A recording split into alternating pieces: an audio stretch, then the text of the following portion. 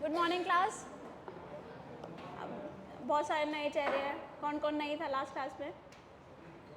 बहुत सारे नहीं थे। चलो पहले हम रिवाइज करेंगे लास्ट क्लास में हमने क्या किया था। ठीक है, आवाज़ आ रही है सबको? ठीक है, तो लास्ट क्लास में हमने सबसे पहले अपने सब्जेक्ट का बेसिक डिस्कस किया। ठीक है, हमारा सब्जेक्ट क्या है? Financial markets and institutions.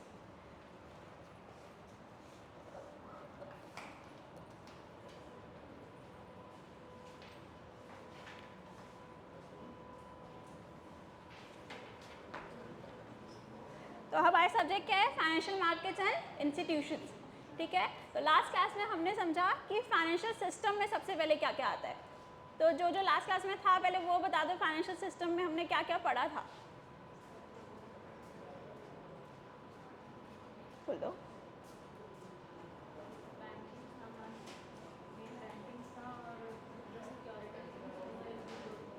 हाँ, थोड़ा तेज बोल दो, सबको आवाज़ आए।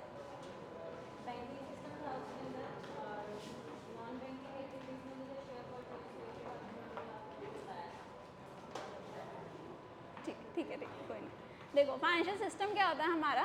फाइनेंशियल सिस्टम में हमारे फाइनेंशियल इंस्टीट्यूशंस आते हैं, फाइनेंशियल इंस्ट्रूमेंट्स आते हैं, फाइनेंशियल मार्केट्स आती हैं, ये सारी चीज़ें, और फाइनेंशियल सर्विसेज आती हैं। ये सारी चीज़ें कंबाइन करके हमारा क्या बनता है? फाइनेंशियल सिस्टम बनता है। ठीक है, और किसी भी कंट्री के लिए उसका फाइनेंशियल सिस्टम बहुत इंपॉर्टेंट है, क्योंकि उसी से उसकी इकोनॉमी चलती है। ठीक है, तो ये एक ब्रीफ है जो हमने लास्ट क्लास में पढ़ा था। ठीक है, इसको हम क्विकली रिवाइज करेंगे, फिर हम आगे आज के टॉपिक के लिए आगे मूव ऑन करेंगे। तो सबसे पहले हमने पढ़ा फाइनेंशियल सिस्टम में आते हैं फाइनेंशियल इंस्टीट्यूशंस। फाइनेंशियल इंस्टीट्यूशन में सबसे पहले हैं बैंकिंग इंस्टीट्यूशंस। बैंकिंग इंस्टीट्यूशंस क्या होते हैं?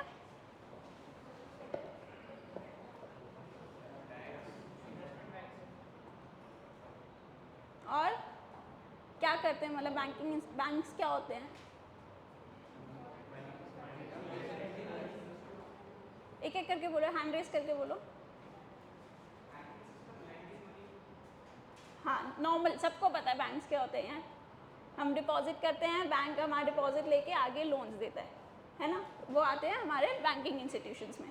फिर हमारे आते हैं नॉन बैंकिंग इंस्टीट्यूशंस। ठीक है, नॉन बैंकिंग इंस्टीट्यूशंस में कौन आते हैं? NBFCs हो गई, जैसे कि फॉर एग्जांपल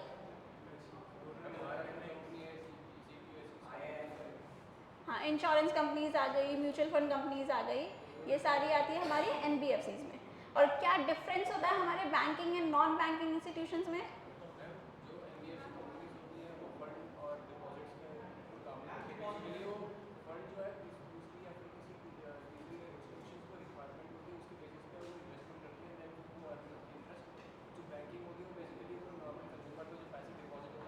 जो कस्टमर डिपॉजिट होता है, तो मेन डिफरेंस ये होता है कि जो नॉन बैंकिंग फाइनेंशियल इंस्टीट्यूशंस हैं वो कस्टमर डिपॉजिट एक्सेप्ट नहीं कर सकते। ठीक है, दूसरा वो किसी भी क्लियरिंग हाउस के पार्ट नहीं होते, मतलब तुम उनके बिहाफ पे चेक इशू नहीं कर सकते हो। ठीक है, बैंकिंग इंस्टीट्यूशंस का तो मेन काम ही है कस्टमर डिपॉजिट्स को एक्सेप्ट करना। फिर आते हैं हमारे डेवलपमेंट बैंक्स। डेवलपमेंट बैंक्स में क्या क्या आते हैं? नाबार्ड हो गया, सिडबी हो गया। ठीक है, जो एक स्पेसिफिक सेक्टर के डेवलपमेंट के लिए बनाए गए हैं बाय गवर्नमेंट। ठीक है, फिर आते हैं हमारे रेगुलेटरी बैंक्स, RBI। ठीक है, देन हम मूव ऑन करते हैं नेक्स्ट पे। हमारे आते हैं फिर फाइनेंशियल मार्केट। फाइनेंशियल मार्केट में सबसे पहले हमारी organised and unorganised market. Organised और अनऑर्गेनाइज्ड मार्केट में क्या डिफरेंस है?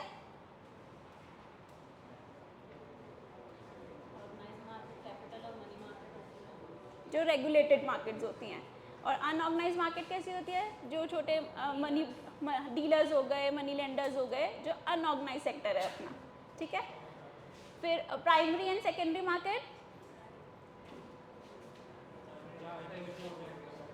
जहाँ पे प्राइमरी मार्केट कहाँ आता है? जहाँ पे फ्रेश इश्यूज होता है सिक्योरिटीज़ का। ठीक है, सेकेंडरी मार्केट क्या होता है? जहाँ पे ट्रेड होता है, जैसे हमारे स्टॉक एक्सचेंज, जहाँ पे सिक्योरिटीज ट्रेड होती है, मतलब इशू हो गई उसके बाद वहाँ पे वो ट्रेड होगी। फिर आते हैं हमारे money market and capital market. Money market और कैपिटल मार्केट में क्या डिफरेंस है? शॉर्ट टर्म सिक्योरिटीज होती है। सबको समझ आया? किसी को नहीं क्लियर अभी पूछ लो, क्योंकि हम ये बस लास्ट क्लास का भी रिवाइज करें, क्या पढ़ा था हमने लास्ट क्लास में। आया सबको समझ? ठीक है, फिर आते हैं हमारे फाइनेंशियल इंस्ट्रूमेंट्स। फाइनेंशियल इंस्ट्रूमेंट्स भी जैसे मनी मार्केट है हमारी, तो मनी मार्केट में अलग टाइप ऑफ इंस्ट्रूमेंट्स होते हैं एंड कैपिटल मार्केट में अलग टाइप ऑफ इंस्ट्रूमेंट्स होते हैं। कोई एग्जांपल दो मनी मार्केट इंस्ट्रूमेंट्स का। ट्रेजरी बिल्स हो गए। कैपिटल मार्केट इंस्ट्रूमेंट्स का इक्विटी शेयर्स, डिबेंचर्स, बॉन्ड्स। ठीक है, फिर आते हैं ऑन द बेसिस ऑफ उनका tenure, short term, medium term and long term. ठीक है, सिक्योरिटीज शॉर्ट टर्म हो सकती है लाइक 1 ईयर के लिए हमने इशू करी, जैसे ट्रेजरी बिल्स होते हैं 90 डेज के लिए होते हैं। ठीक है, मीडियम टर्म होती है अराउंड 1 to 5 ईयर्स। ठीक है, और बियॉन्ड 5 ईयर्स जो हम सिक्योरिटीज इशू कर रहे हैं वो होते हैं हमारे लॉन्ग टर्म सिक्योरिटीज, जैसे हमारे बॉन्ड्स हो गए, डिबेंचर्स हो गए, वो सारे हमारे लॉन्ग टर्म सिक्योरिटीज है। ठीक है, फिर आते हैं फाइनेंशियल सर्विसेज में। फाइनेंशियल सर्विसेज में क्या आता है हमारा, बैंकिंग हो गया, मर्चेंट बैंकिंग, जितनी भी फाइनेंशियल सर्विसेज है सब इसमें क्लासीफाई होगी। ठीक है, banking, merchant banking, brokerage, underwriting, consulting services, credit rating, discount houses, acceptance houses and market makers, ये सारी फाइनेंशियल सर्विसेज में आते हैं हमारे। ठीक है, मार्केट मेकर्स हो गए जैसे हम कोई भी न्यू हम सिक्योरिटी इशू करें, जैसे आईपीओ है। ठीक है, तो आईपीओ में हमारे कौन होते हैं, अंडरराइटर्स होते हैं, पोर्टफोलियो मैनेजर्स होते हैं। वो क्या करते हैं, हम वो डिसाइड करते हैं कि किस प्राइस पे इशू होगा वो शेयर। ठीक है, those are the market makers. ठीक,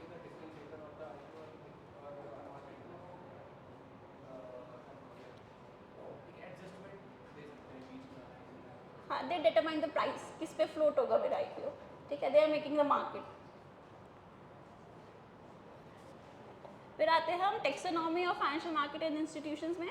बाय क्लेम हम फाइनेंशियल मार्केट को 2 कैटेगरी में डिवाइड करते हैं, one is equity and other one is debt market. Equity market क्या होता है,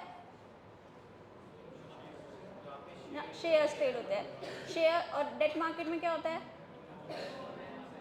बॉन्ड्स एंड डिबेंचर्स होते हैं। ठीक है, अब shares and bond and debentures में क्या डिफरेंस होता है, ओनरशिप का डिफरेंस होता है। ठीक है, जो डिबेंचर्स होल्डर्स होते हैं या फिर बॉन्ड होल्डर्स होते हैं उनकी एक फिक्स्ड इनकम होती है in the form of interest. ठीक है, बट जो शेयर होल्डर्स होते हैं उनकी इनकम क्या होती है, डिविडेंड। ठीक है, बट क्या है, अगर कंपनी को प्रॉफिटेबिलिटी होगा, अगर कंपनी को प्रॉफिट हुआ उस साल में तो वो डिविडेंड देगी, अदरवाइज नहीं देगी। ठीक है, फिक्स्ड इनकम नहीं होती है उसकी। ठीक है, by maturity of claim, money market and capital market. अभी हमने पढ़ा कि money market short term market instruments होते हैं, कैपिटल मार्केट में लॉन्ग टर्म मार्केट इंस्ट्रूमेंट्स है। उसके बाद आता है time of delivery. Time of delivery में हमने पढ़ा था cash market and futures market. क्या होता है cash market and futures market?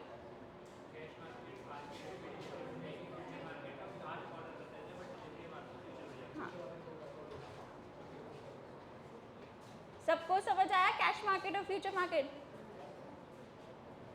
Cash market में क्या है, T+1 में सेटलमेंट होगी, आज की डेट की ट्रांजैक्शन होगी। ठीक है, फ्यूचर्स मार्केट में फ्यूचर डेटेड ट्रांजैक्शन होगी, मतलब 3 महीने बाद ट्रांजैक्शन होगी, 6 महीने बाद ट्रांजैक्शन होगी। आज तुम एग्रीमेंट में एंटर करोगे, बट उसकी जो भी डिलीवरी होगी या फिर जो एग्जीक्यूशन होगा ट्रेड का, वो फ्यूचर डेट पे होगा। फिर आते हैं हमारा ऑर्गेनाइजेशनल स्ट्रक्चर में। एक होते हैं हमारे एक्सचेंज ट्रेडेड मार्केट और दूसरे हैं हमारे over the counter market. Exchange traded market जैसे अपने स्टॉक एक्सचेंजेस हो गए, NSE हो गया, BSE हो गया। ओवर द काउंटर मार्केट्स में क्या आते हैं हमारे फॉरवर्ड्स हो गए। ठीक है, जो ओवर द काउंटर ट्रेड होते हैं। इसमें क्या है, ओवर द काउंटर जो मार्केट होती है वो ज़्यादा कस्टमाइज होती है, as per the requirement of the party वो कस्टमाइज प्रोडक्ट देते हैं। ठीक है, किसी को कोई डाउट है अभी तक? इतना हमने पढ़ा था लास्ट क्लास में। अब आज हमने लास्ट क्लास में सिर्फ ये डिस्कस किया था नाम, आज हम इनके पहले फंक्शंस पढ़ेंगे फिर आगे बढ़ेंगे।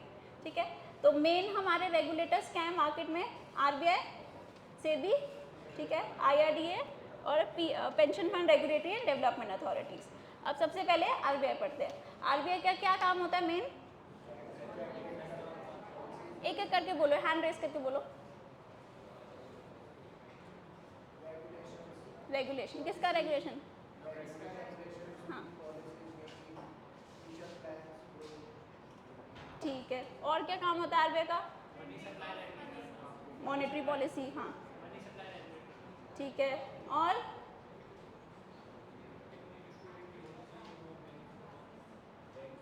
क्या क्या, लिक्विडिटी मेंटेन करना, हाँ ठीक है, और सही बात, लेंडर ऑफ लास्ट रिसोर्ट। चलो तो एक एक पढ़ते पहले। सबसे पहले आता है banker to the government. Banker to the government कैसे है आरबीआई?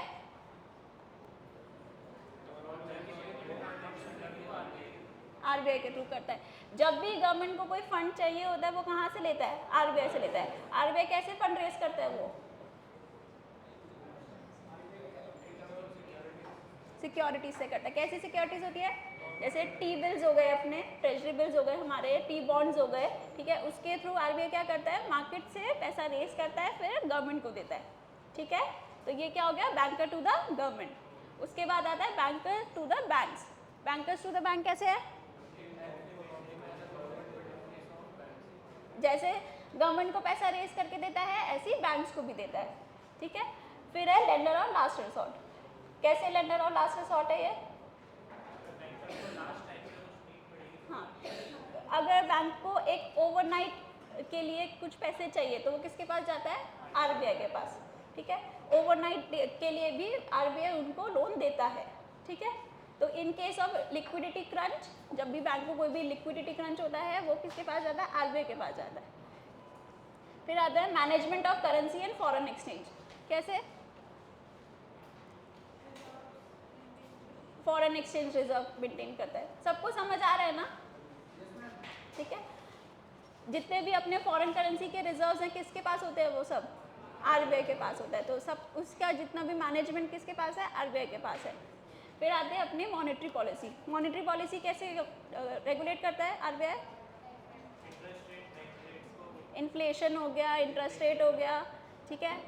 ये जितने भी रेट्स हैं सबको क्या कौन मेंटेन करता है? आरबीआई मेंटेन करता है। उसके बेसिस पे हमारा क्या डिसाइड होता है कि हमारी इकोनॉमी में कितनी मनी सप्लाई होगी, ठीक है। जैसे ही अगर मार्केट में इन्फ्लेशन बढ़ रहा है, मनी सप्लाई बढ़ गई है, तो आरबीआई क्या करता है? अपनी एकोमोडेटिव मॉनेटरी पॉलिसी लेके आता है, मतलब वो इंटरेस्ट रेट राइज कर देगा, ठीक है। समझ आ रहा है सबको? फिर है फंक्शंस ऑफ पब्लिक डेट। क्या मतलब है इसका?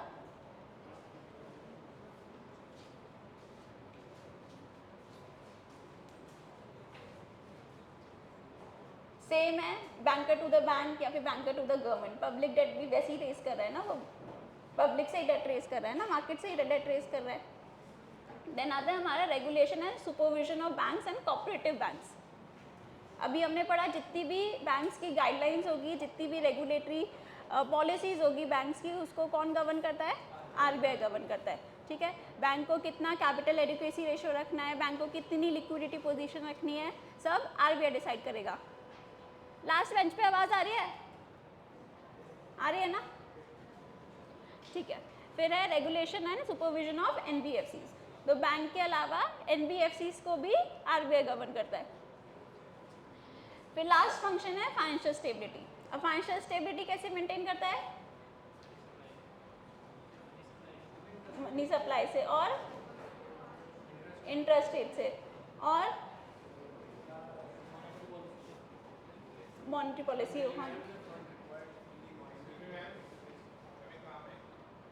काम है, बाद में आना, रिकॉर्ड हो रही है, बाद में पूछ लेना। हाँ,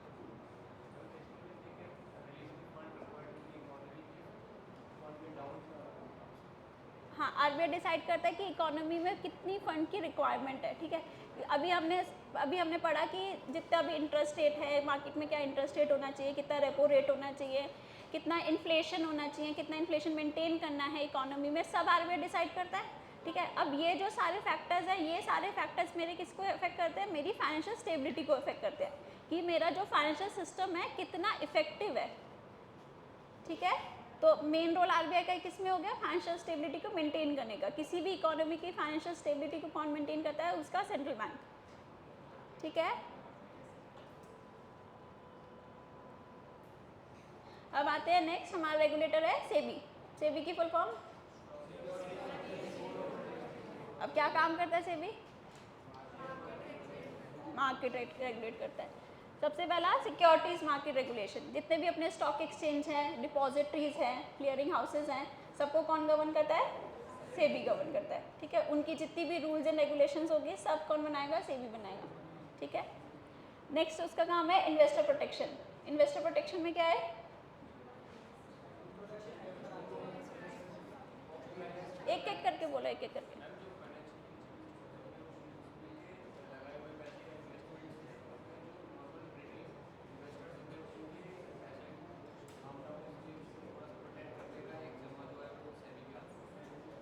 ठीक है, जैसे कि हम लोग हैं, हम रिटेल इन्वेस्टर्स हैं, ठीक है। अब हम तो मार्केट की इतनी हमें पूरी नॉलेज नहीं है, ठीक है। अगर कोई भी फ्रॉड हो रहा है तो हमें तो नहीं पता चलेगा, ठीक है। तो सेबी का क्या काम है? हमें उस किसी भी फ्रॉड से या मार्केट स्कैम से हमें प्रोटेक्ट करना, ठीक है। कि हमारा जो हमने मार्केट में पैसा इन्वेस्ट करा है किसी इलीगल एक्टिविटी में या फिर किसी स्पेकुलेटिव एक्टिविटी में ना लगे, वो सब कौन गवर्न करता है? सेबी, ठीक है। अगर मेरे साथ कोई फ्रॉड हो गया बाई चांस मार्केट में, तो मैं किसको अप्रोच करूँगी? सेबी को अप्रोच करूँगी, ठीक है। फिर आता है रेगुलेशन ऑफ मार्केट इंटरमीडिएटरीज, वही अभी हमने पढ़ा, स्टॉक एक्सचेंज हो गया, डिपॉजिटरीज हो गया, क्लियरिंग हाउसेज हो गया, ठीक है। सबको सेबी रेगुलेट करता है। फिर है एनफोर्समेंट। एनफोर्समेंट का क्या मतलब है?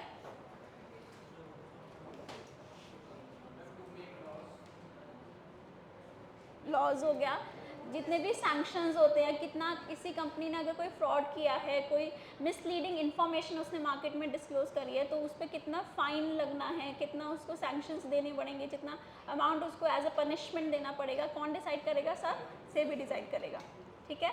फिर आता है इंटरनेशनल कॉर्पोरेशन। इंटरनेशनल कॉर्पोरेशन का क्या मतलब है यहाँ पे?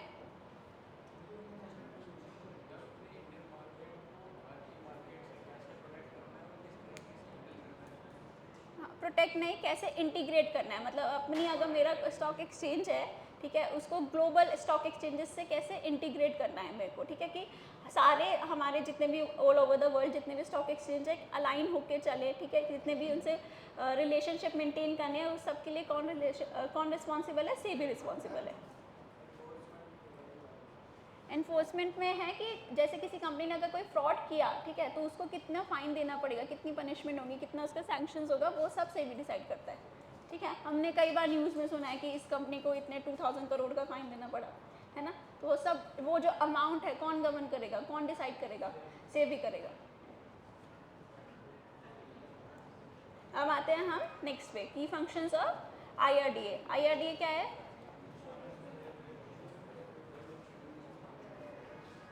Insurance regulatory and development authority, है ना। अब ये किसको गवर्न करता है? अपना हमारे इंश्योरेंस सेक्टर को, ठीक है। सबसे पहला क्या काम है इसका? अपने इंडिया के इंश्योरेंस सेक्टर को एक्सपैंड करना, ठीक है। दूसरा है safeguard policy holders interest and guarantee equitable resolution of disputes. जैसे अभी हमने सेबी के केस में पढ़ा था, इन्वेस्टर प्रोटेक्शन होता है, ठीक है, वहाँ पे क्योंकि इन्वेस्टर्स होते हैं। अब इंश्योरेंस के केस में कौन है? अरे किसको प्रोटेक्ट करेगा? इंश्योरेंस, हाँ, इंश्योरेंस को, ठीक है। तो जो भी पॉलिसी होल्डर्स है उनको प्रोटेक्ट करने के लिए कौन है? IRDA।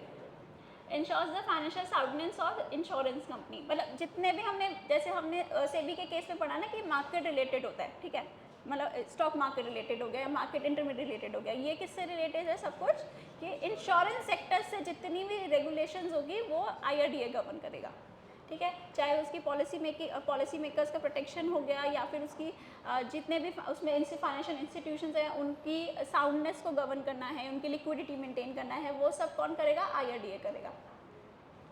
नेक्स्ट है promote fair competition in the insurance sector. क्या मतलब है इसका?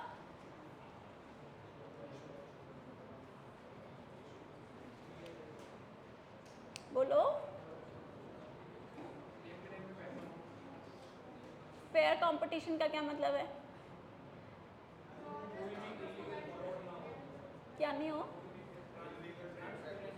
हाँ, ट्रांसपेरेंट हो, मतलब अगर इंश्योरेंस कंपनी कुछ प्रीमियम चार्ज कर रही है, ठीक है, तो ऐसा नहीं है कि एक इंश्योरेंस कंपनी ने 100 रुपये का प्रीमियम लिया, एक कंपनी ने 10 रुपये का प्रीमियम लिया, इतना प्राइस डिफरेंशियल नहीं होना चाहिए, ठीक है। क्योंकि जो भी इंश्योरेंस प्रीमियम होता है वो किसी किसी फैक्टर्स पे बेस्ड होता है, ठीक है। अब कोई भी कंपनी मार्केट में पेनिट्रेट करने के लिए क्या कर सकती है? बहुत ही लो प्राइसिंग कर सकती है, ठीक है, जिससे सारे जो जितने पॉलिसी मेकर अट्रैक्ट होंगे और क्या बोलेंगे सारी पॉलिसीज ले लेंगे उसकी, ठीक है। एट लास्ट क्या होगा, इतना कंपनी उसको एंटरटेन नहीं कर पाएगी, लास्ट में डिफ़ॉल्ट हो जाएगी, ठीक है। तो टू इंश्योर कि फेयर प्राइसिंग हो तो कौन इसके लिए रिस्पॉन्सिबल है, IRDA।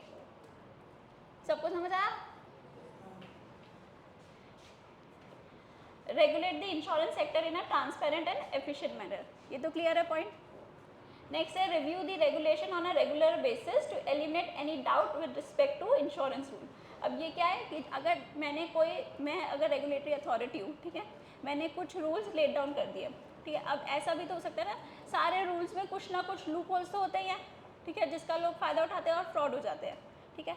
तो IRDA की ही रिस्पॉन्सिबिलिटी है कि वो कंटिन्यूस बेसिस पे उसको मॉनिटर करेगी एंड जितने भी अमेंडमेंट्स उस रूल्स में करेगी वो करने की ज़रूरत होगी, वो सब IRDA उसमें करेगी। आया समझ? नेक्स्ट आता है हमारा PFRDA। PFRDA का मतलब पेंशन फंड। अब जैसे हमने IRDA पढ़ा था वैसे ये क्या करेगा, जितने भी पेंशन फंड्स हैं उनको गवर्न करेगा, ठीक है। आ रहा है ना समझ? ठीक है, फर्स्ट है development of the pension sector, ठीक है। Second protection of subscriber interest, जैसे अब मार्केट के केस में इन्वेस्टर्स थे, ठीक है, सेबी के केस में इन्वेस्टर्स थे, IRDA के केस में पॉलिसी होल्डर्स थे, इस केस में कौन होंगे, सब्सक्राइबर्स होंगे जिनकी जो पेंशन की स्कीम में इन्वेस्ट करते हैं, ठीक है, जैसे NPS हो गया, ठीक है, उस टाइप की स्कीम में जो इन्वेस्ट करते हैं उनको क्या बोलते हैं, सब्सक्राइबर्स बोलते हैं, ठीक है। तो प्रोटेक्शन ऑफ सब्सक्राइबर इंटरेस्ट, फिर आता है promoting pension coverage, regulating pension funds, registration of pension fund, कोई भी न्यू पेंशन फंड अगर आता है मार्केट में उसका रजिस्ट्रेशन, ठीक है, approval of pension products and promotion of pension awareness. अब इसमें से कोई ऐसा पॉइंट है जो तुम लोगों को नहीं क्लियर है?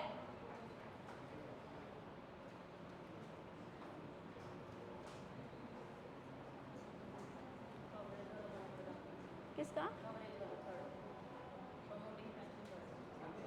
Promoting pension coverage. अब कवरेज का क्या मतलब है कि तुम्हें आफ्टर रिटायरमेंट कितनी पेंशन मिलनी चाहिए। अब ऐसा भी तो नहीं है ना कि अगर तुम्हारी इनकम 1 लाख है, तुम्हें सिर्फ 10,000 की पेंशन मिल रही है, तो उससे तो तुम्हारा काम नहीं चलेगा ना, you can't able to maintain your standard of living, ठीक है। तो कितना पेंशन कवरेज होना चाहिए वो भी ये गवर्न करते हैं, उसकी जितनी भी गाइडलाइंस होगी वो PFRDA बनाएगा, ठीक है। कोई और पॉइंट जिसको क्लियर नहीं है?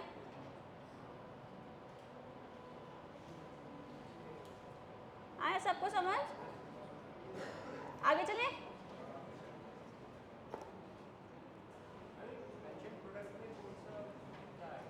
NPS वगैरह आते हैं हमारे, NPS आती है, नेशनल पेंशन स्कीम है ना हमारी वो। अब नेक्स्ट हमारा आता है, हमारा नेक्स्ट यूनिट है ये डिपॉजिटरी इंस्टीट्यूशंस, ठीक है। अब डिपॉजिटरी इंस्टीट्यूशन सबसे पहले होते क्या है, एक बार ये डिफाइन पढ़ो और फिर बताओ क्लियर है नहीं है।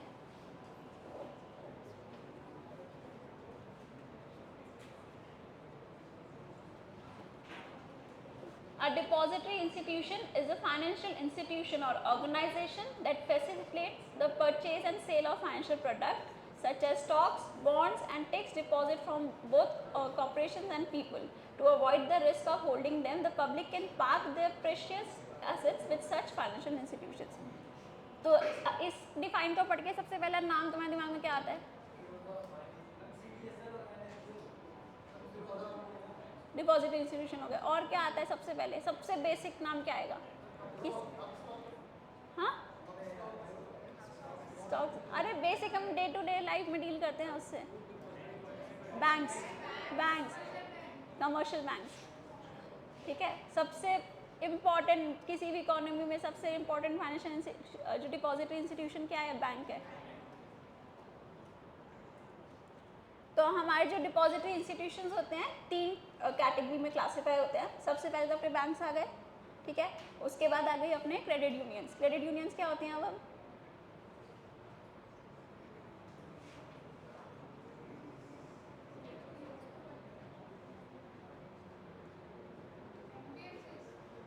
नहीं, क्रेडिट यूनियंस जैसे अपने सेल्फ हेल्प ग्रुप्स होते हैं ना, कोऑपरेटिव सोसाइटीज़ होती है, वो सब इसमें आती हैं।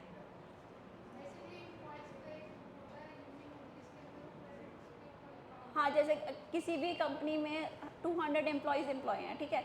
अब वो क्या करता है, सबकी सैलरी से लेंगे, 200 रुपये सबकी सैलरी से ले लेंगे, ठीक है। अब किसी को अगर लोन की रिक्वायरमेंट है तो उसको वो लोन दे देते हैं, इस टाइप का। वो क्रेडिट यूनियंस होती है, रेगुलेटेड नहीं होती है, मतलब ऐसे ही चलती है, मतलब वो कोई उसकी रूल्स एंड रेगुलेशन गवर्न नहीं होती, खुद से ही लोग बनाते हैं। जैसे कोऑपरेटिव सोसाइटीज़ हो गई, सेल्फ हेल्प ग्रुप्स होते हैं। सेल्फ हेल्प ग्रुप्स में क्या होता है, लोग खुद से डिसाइड करते हैं ना, हम 10 लोग मिलकर ये ग्रुप बनाते हैं, ठीक है, इतना इतना अमाउंट हम पूल इन करेंगे और फिर जिसको भी रिक्वायरमेंट होगी वो उससे लोन ले लेगा।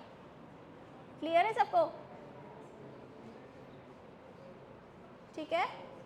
अब आते हैं हमारे thrift institutions and saving institutions. अब इसमें कौन होता है,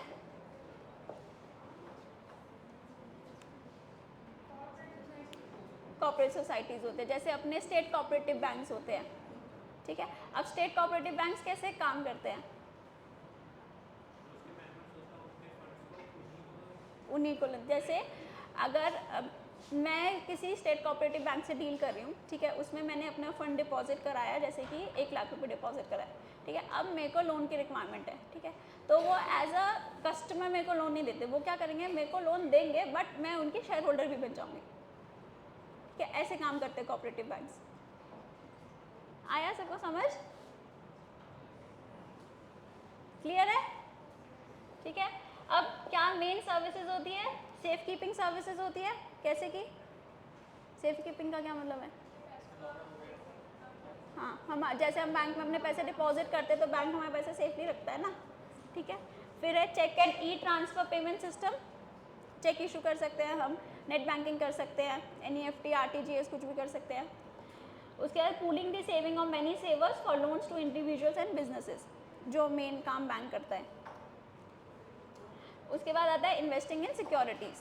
अब बैंक ने डिपॉजिट्स तो लिए, अब उस डिपॉजिट्स का बैंक क्या करता है, या तो लोन देगा, ठीक है। अगर लोन नहीं है तो अपने पास आइडल फंड तो बैंक कभी रखता नहीं है, ठीक है, तो क्या करता है, उसको मार्केट में इन्वेस्ट कर देता है, इससे उसको कुछ रिटर्न तो मिले,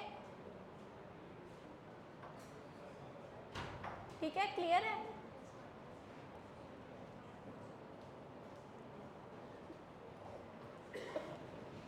अब बैंक तो हम सबको पता ही है। अब एक कोई हैंड रेस करके बता दो बैंक क्या करता है, बोल दो, तो सबसे इजी है, 10 बार बोल लिया आज की क्लास में, बोलो।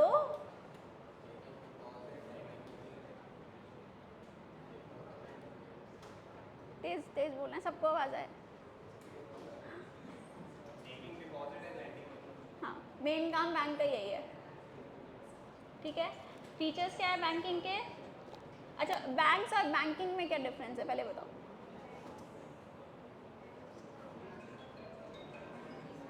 बोलो, बहुत इजी है। बैंक एक इंस्टीट्यूशन हो गया और बैंकिंग सर्विसेज हो गई, ठीक है। अब फीचर्स ऑफ बैंकिंग क्या है, डीलिंग विद मनी, ऑब्वियसली सबको पता है बैंक मनी से ही डील करता है। डिपॉजिट मस्ट बी विड्रॉएबल, ठीक है, अगर हम बैंक में कुछ अपने पैसे रखे हैं तो हम एनी टाइम उसको विड्रॉ कर पाए, ठीक है। फिर है creation of credit, creation of credit कैसे, डिपॉजिट से वो लोन देता है, ठीक है। फिर कमर्शियल इन नेचर, अब बैंक ऐसा तो नहीं है कोई वो सर्विस कर रहा है, नॉन प्रॉफिटेबल ऑर्गेनाइजेशन तो है नहीं बैंक, ठीक है। जो भी बैंक काम करता है अपने प्रॉफिट के लिए काम करता है, ठीक है। एजेंसी नेचर,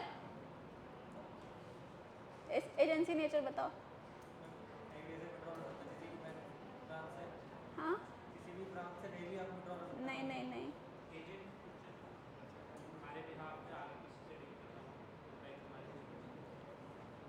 किस केस में करता है हमारे भी आप पे डील,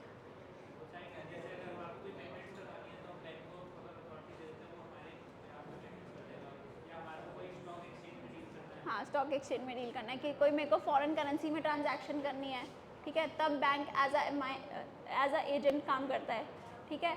फिर ऐसा ही होती है स्टैंडिंग इंस्टीट्यूशन, हाँ।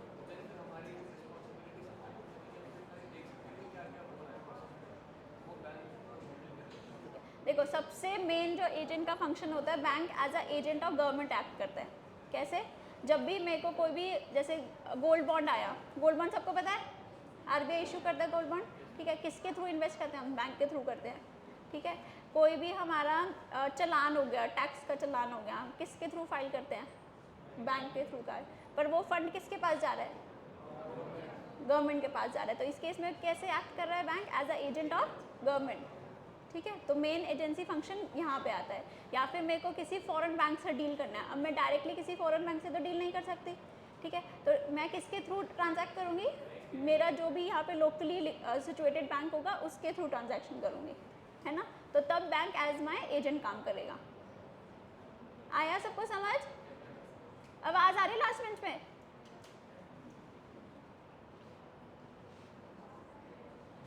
सिंपल है, तो हमने 10 बार पढ़ लिया।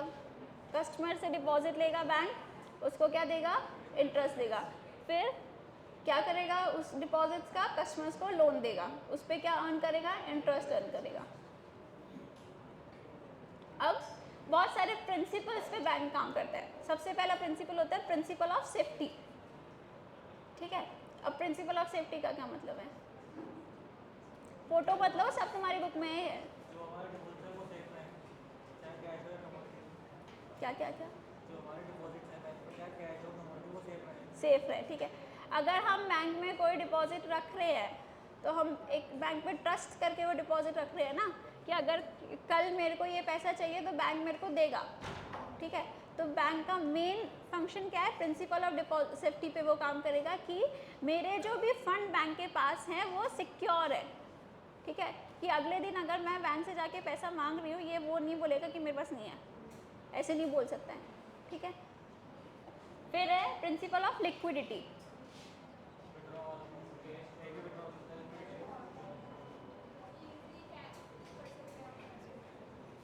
लिक्विडिटी मेंटेन करने का मतलब क्या है? कि मैं इजीली अपना कैश विड्रॉ, ये सारे प्रिंसिपल ना एक दूसरे से लिंक्ड है, ठीक है, और सारे प्रिंसिपल बैंक के जो मेन फंक्शन है उससे लिंक है, ठीक है। तो प्रिंसिपल लिक्विडिटी क्या है?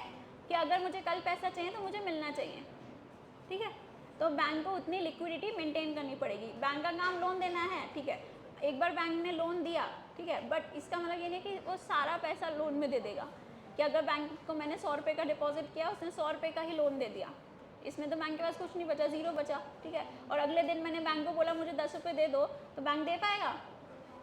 नहीं दे पाएगा, ठीक है। तो बैंक क्या करेगा? अगर बैंक ने 100 रुपये मैंने डिपॉजिट करे हैं, उसमें से वो कुछ प्रपोर्शन में लोन देगा, बाकी वो अपने पास रिटेन करके रखेगा, कि इन केस मैंने डिमांड किया कि मेरे को विड्रॉ करना है तो वो मेरे को पैसा दे सके, ठीक है। फिर आता है प्रिंसिपल ऑफ प्रॉफिटेबिलिटी। क्या मतलब है इसका?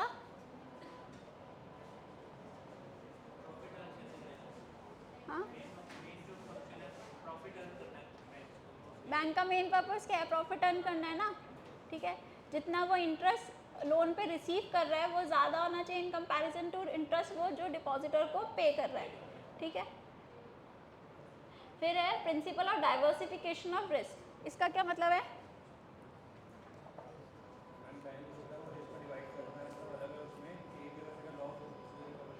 हाँ,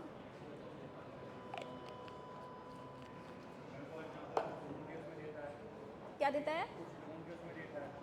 कुछ मतलब अलग जगह इन्वेस्ट करता है बैंक, जैसे कि मतलब ट्रेडिंग वगैरह में, रिस्क डिवाइड करने के लिए। हाँ, देखो क्या करता है, अब बैंक ऐसा तो नहीं है कि बैंक अगर कार लोन कर रहा है तो सारा ही कार लोन कर देगा, नहीं ना, कैसे कैसे करेगा? कुछ होम लोन देगा, कुछ कार लोन देगा, कुछ पर्सनल लोन देगा, ऐसे डिवाइड करेगा, ठीक है। और कुछ जो पैसा है वो मार्केट में इन्वेस्ट करेगा, ठीक है। अगर बैंक एक कॉन्सेंट्रेटेड एसेट में इन्वेस्ट कर देगा तो उसका रिस्क बहुत बढ़ जाएगा, क्योंकि अगर उस एसेट ने डिफ़ॉल्ट किया तो उसका तो सारा पैसा डूब जाना है, ठीक है। तो इसमें क्या आता है? Principle of diversification of risk, कि बैंक का मेन मोटिव है अपने रिस्क को डाइवर्सिफाई करना, ठीक है। फिर है principle of purpose. Principle of purpose का क्या मतलब है?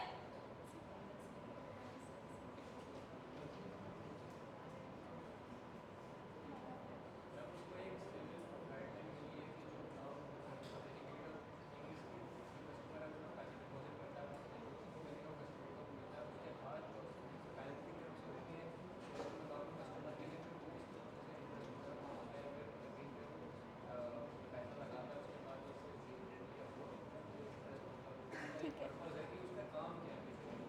एक वो बोल रहा है कि बैंक एक पर्पस के लिए काम करता है कि उसको एक डिपॉजिट एक्सेप्ट करना है और लोन देना है, ठीक है। अब पर्पस इस केस में भी आता है कि जो बैंक लोन दे रहा है वो एक स्पेसिफिक पर्पस के लिए होना चाहिए, ठीक है। बैंक किसी इलीगल एक्टिविटी को या फिर स्पेकुलेटिव एक्टिविटी के लिए लोन नहीं देगा, ठीक है। अगर तुमने बैंक को बोला मुझे 10,000 रुपये दे दो, मुझे शॉपिंग करनी है, तो बैंक तुम्हें पैसा देगा? नहीं देगा, ठीक है। तुम्हारा एक स्पेसिफिक पर्पस होना चाहिए उसके लिए, ठीक है। फिर है principle of security. Principle of security का क्या मतलब है?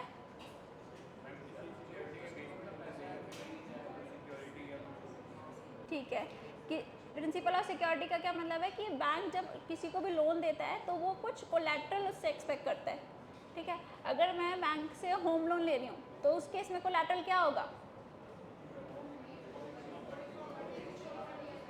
प्रॉपर्टी जिसके ऊपर लोन लिया, ठीक है। अगर बैंक से मैंने कार लोन लिया उसमें क्या कोलैटरल है? कार। अगर बैंक से मैंने पर्सनल लोन लिया उसमें क्या कोलैटरल है?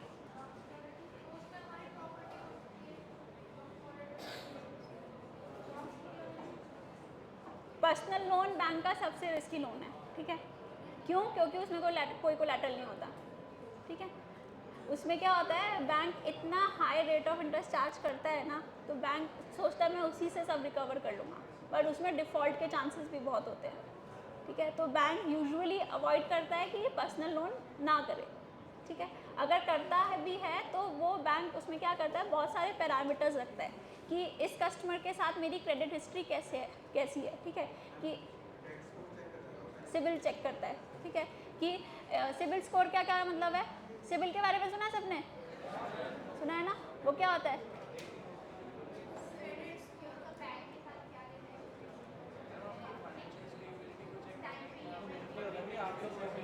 एक एक करके बोलो, एक एक करके हैंड रेस करके बोलो।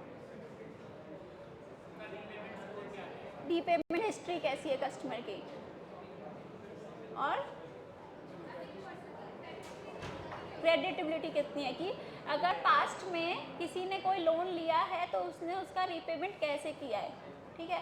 कोई डेलिंक्वेंसी तो नहीं थी, कहीं उसने डिफ़ॉल्ट तो नहीं किया, कहीं उसने डिले तो नहीं किया, ठीक है। तो जो सिविल स्कोर बैंक जनरेट करता है ना, उसमें पूरा डेटा आता है। तुम एक क्रेडिट कार्ड भी लोगे ना, उसका डेटा भी सिविल में दिखता है, ठीक है। और उसमें तुम्हारा पूरा रीपेमेंट दिखेगा कि तुमने इस महीने में इतना रीपेमेंट कर दिया, इस महीने में इतना कर दिया, ऐसे, ठीक है।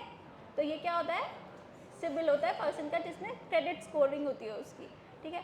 क्या रेंज होती है सिबिल स्कोर की? कहाँ से स्टार्ट होता है, स्टार्टिंग पॉइंट तो बताओ।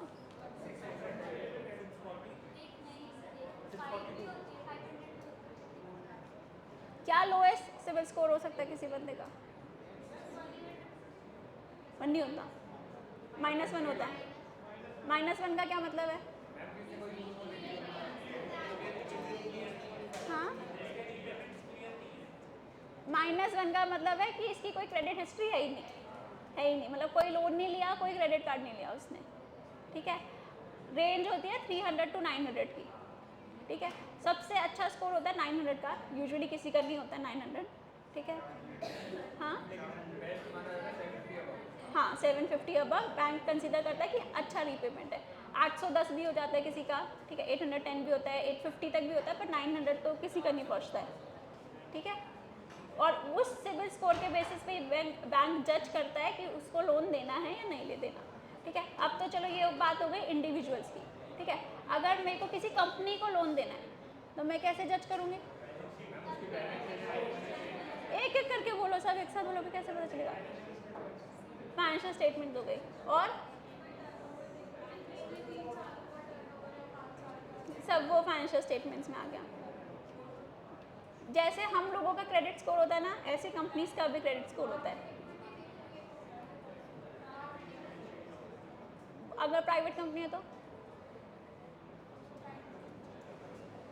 उसका भी, जैसे हमारा क्रेडिट स्कोर है ना, ऐसे कमर्शियल क्रेडिट भी होता है, ठीक है। उसमें क्या रैंकिंग होती है? CMR रैंकिंग होती है, कमर्शियल क्रेडिट की रैंकिंग होती है वो, ठीक है। उसकी क्या रेंज होती है? CMR 1 to CMR 10।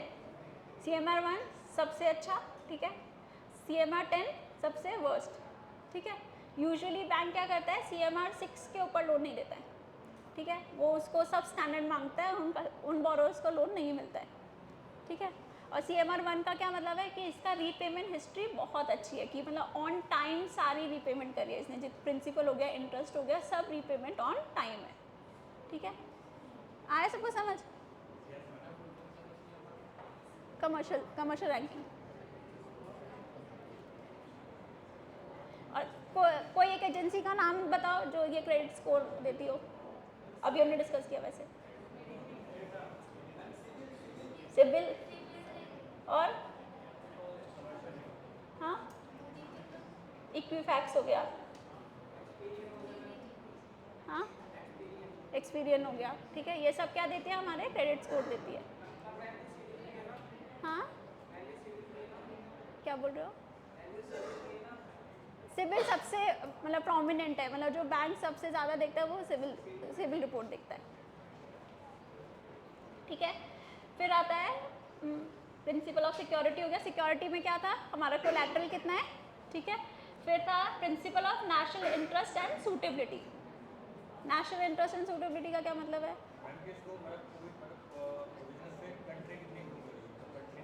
हाँ, जैसे बैंक जो होता है प्रायोरिटी सेक्टर लेंडिंग करता है। प्रायोरिटी सेक्टर लेंडिंग का क्या मतलब है?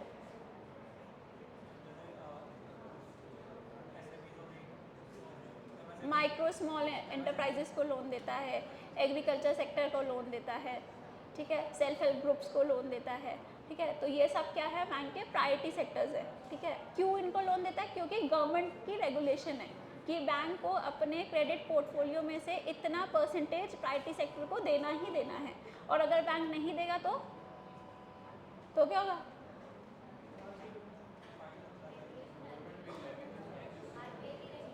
वायलेशन हो जाएगी, पेनल्टी हो जाएगी, फाइन्स हो जाएंगे।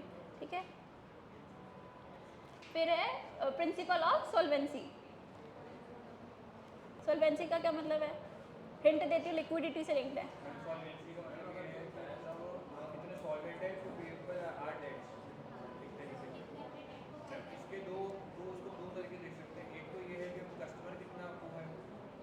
हाँ, पर अभी हम बैंकिंग पर्सपेक्टिव से बात कर रहे हैं। हाँ, अपनी लॉन्ग टर्म ऑब्लिगेशंस को बैंक की कैपेसिटी कितनी है उसको पे बैक करने की, तो बैंक वो डिसाइड करता है कि बैंक कितना सॉल्वेंट है। ठीक है, किसी को डाउट है अभी तक यहाँ तक के प्रिंसिपल्स में? फिर आता है principle of providing services. Service sector में आता है बैंक का काम ही सर्विस देना है। ठीक है, फिर है प्रिंसिपल ऑफ सीक्रेसी। क्या मतलब है इसका? एक एक करके बोलो।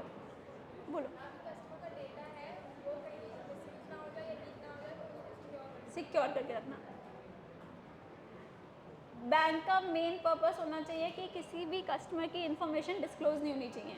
सारी जो कस्टमर की इन्फॉर्मेशन होती है कॉन्फिडेंशियल होती है। ठीक है, तो कोई भी थर्ड पार्टी आके बैंक में किसी और पार्टी के बारे में इंक्वायर नहीं कर सकता। ठीक है, इवन क्या ऐसा भी केस होता है कि जो हस्बैंड है वो वाइफ के अकाउंट की भी डिटेल नहीं मान सकता। ठीक है, principle of specialisation. Principle of specialisation का क्या मतलब है?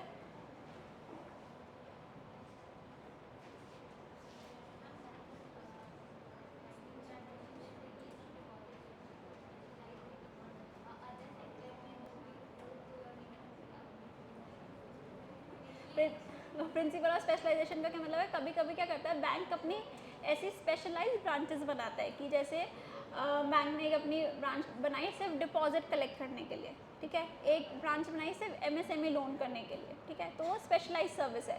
ठीक है, ये बैंक क्यों करता है स्पेशलाइजेशन? जिससे ईजी प्रोसेसिंग हो जाए। ठीक है, हाँ, स्मूथनेस के लिए। ठीक है, जितना जो टाइम लैग है वो कम हो जाए। ठीक है, मतलब लोन करने के, अगर किसी लोन को करने में 1 महीना लग रहा है तो उसको 15 दिन लगे, क्योंकि जो भी एम्प्लॉई है वो बाकी काम में फिर इन्वॉल्व नहीं होगा ना, एक ही काम पे फोकस करेगा। ठीक है, फिर है principle of modernisation. Principle of modernisation का क्या मतलब है?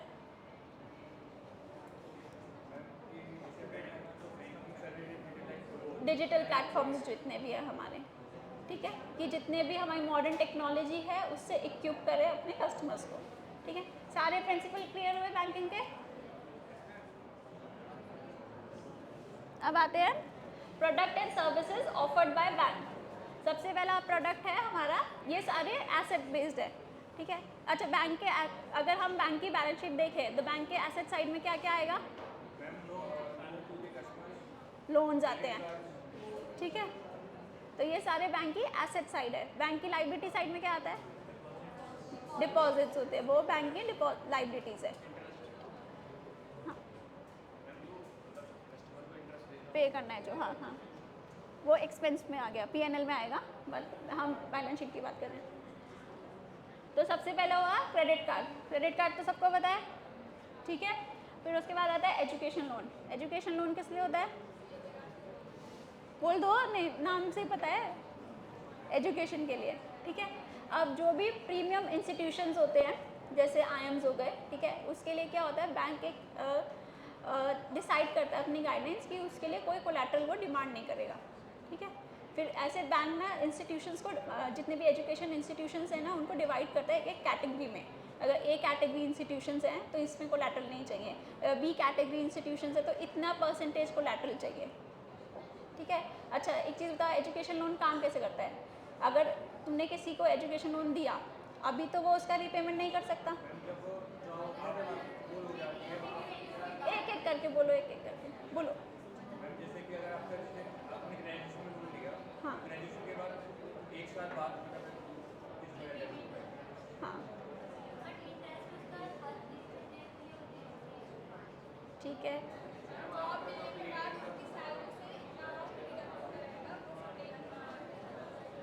हाँ, अगर जैसे आज मैंने एजुकेशन लोन लिया, ठीक है, पोस्ट ग्रेजुएशन करने के लिए, ठीक है, तो अभी तो मेरे पास कोई इनकम नहीं है, ठीक है, ना मैं बैंक का इंटरेस्ट वापस कर सकती, ना मैं बैंक का प्रिंसिपल वापस कर सकती। तो बैंक क्या करेगा, हर मंथ मेरे को इंटरेस्ट तो चार्ज करेगा, ठीक है, बट वो मेरे से डिमांड नहीं करेगा। वो क्या करेगा, एक्यूमुलेट कर देगा उसको। एक्यूमुलेट करके फिर वो, जैसे मेरा 2 साल का पीजी का कोर्स है, ठीक है, मेरा कोर्स ख़त्म हुआ, टिल द टाइम मेरे को जॉब मिलती है, या फिर एक 1 ईयर का टाइम स्पैन हो गया, या फिर 6, बात नहीं करनी आपस में, 6 मंथ्स का टाइम स्पैन हो गया, वो बैंक मेरे को देता है कि अगर इतने टाइम स्पैन के बाद आपका रीपेमेंट स्टार्ट हो जाएगा, ठीक है। फिर वो क्या करेगा, जितना जैसे नॉर्मल ईएमआई होती है वैसे करके मेरे से लोन डिमांड करेगा, ठीक है। समझ आया? मतलब मेन इसमें चीज़ क्या है, जो इंटरेस्ट है वो एक्यूमुलेट हो रहा है, ठीक है। फिर आता है ऑटो लोन। ऑटो लोन किस लिए है? कमर्शियल व्हीकल्स हो गए, 4 व्हीलर्स हो गए, 2 व्हीलर्स हो गए, उनके लिए। फिर आता है होम लोन। होम लोन किस लिए हो गया? घर के लिए हो गया, ठीक है, रेजिडेंशियल हाउसेस के लिए हो गया, ठीक है।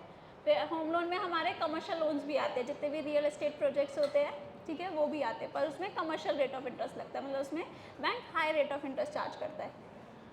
कंज्यूमर लोन में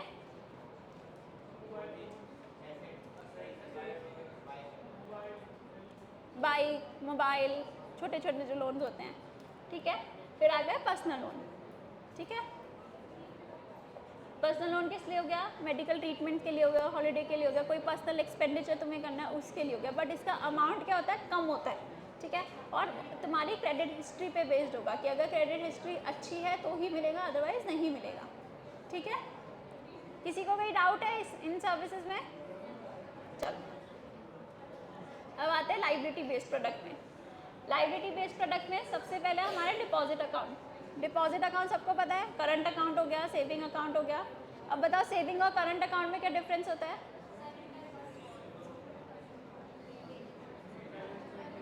एक एक करके बोलो।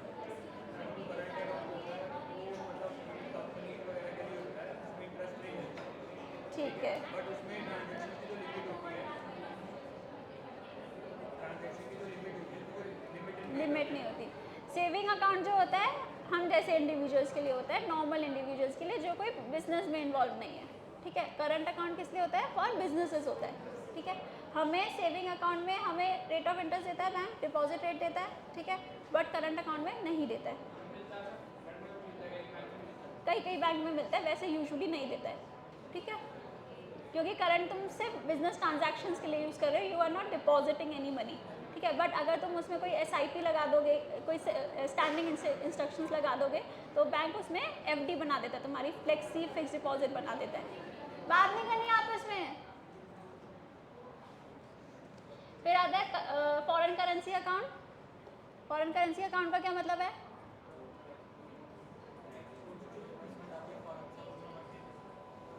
जैसे अभी जो नॉर्मल हमारे बैंक्स हैं, ठीक है, वो किस में डील करते हैं? रुपी में डील करते हैं, ठीक है। बट अगर कोई फॉरेन में रहता है, उसको डॉलर में पेमेंट मिली है, ठीक है, तो बैंक फॉरेन करेंसी अकाउंट भी मेंटेन करते हैं, ठीक है।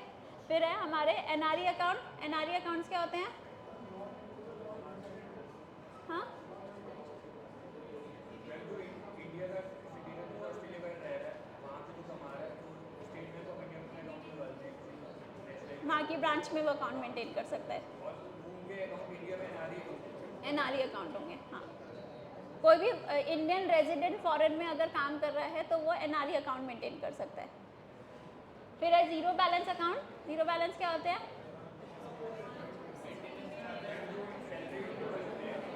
एक एक करके बोलो। सर्विस चार्जेस नहीं होते, मिनिमम बैलेंस चार्जेस नहीं होते जिसमें, ठीक है, जैसे जनधन योजना वाले जो अकाउंट्स होते हैं, ठीक है। फिर है senior deposit accounts. Senior citizen deposit account का क्या मतलब है?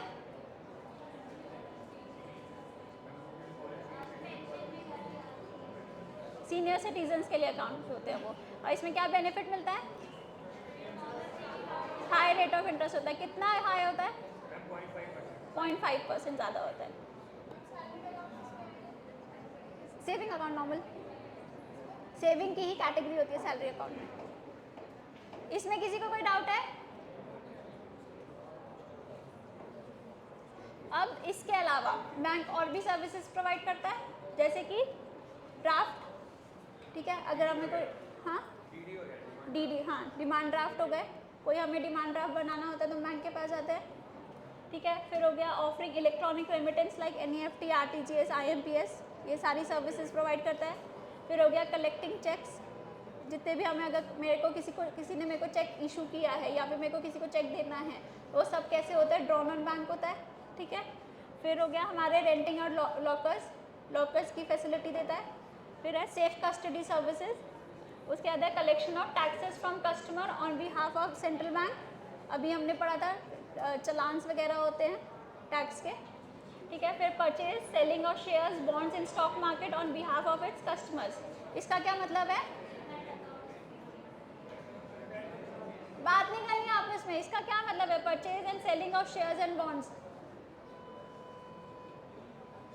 मैम जैसे हम डीमेट अकाउंट ऑपरेट करते हैं तो हम अपने बैंक को लिंक करते हैं, हाँ, तो मतलब हम जो भी कमांड देते हैं तो हमारा बैंक उसे प्रोसेस करता है।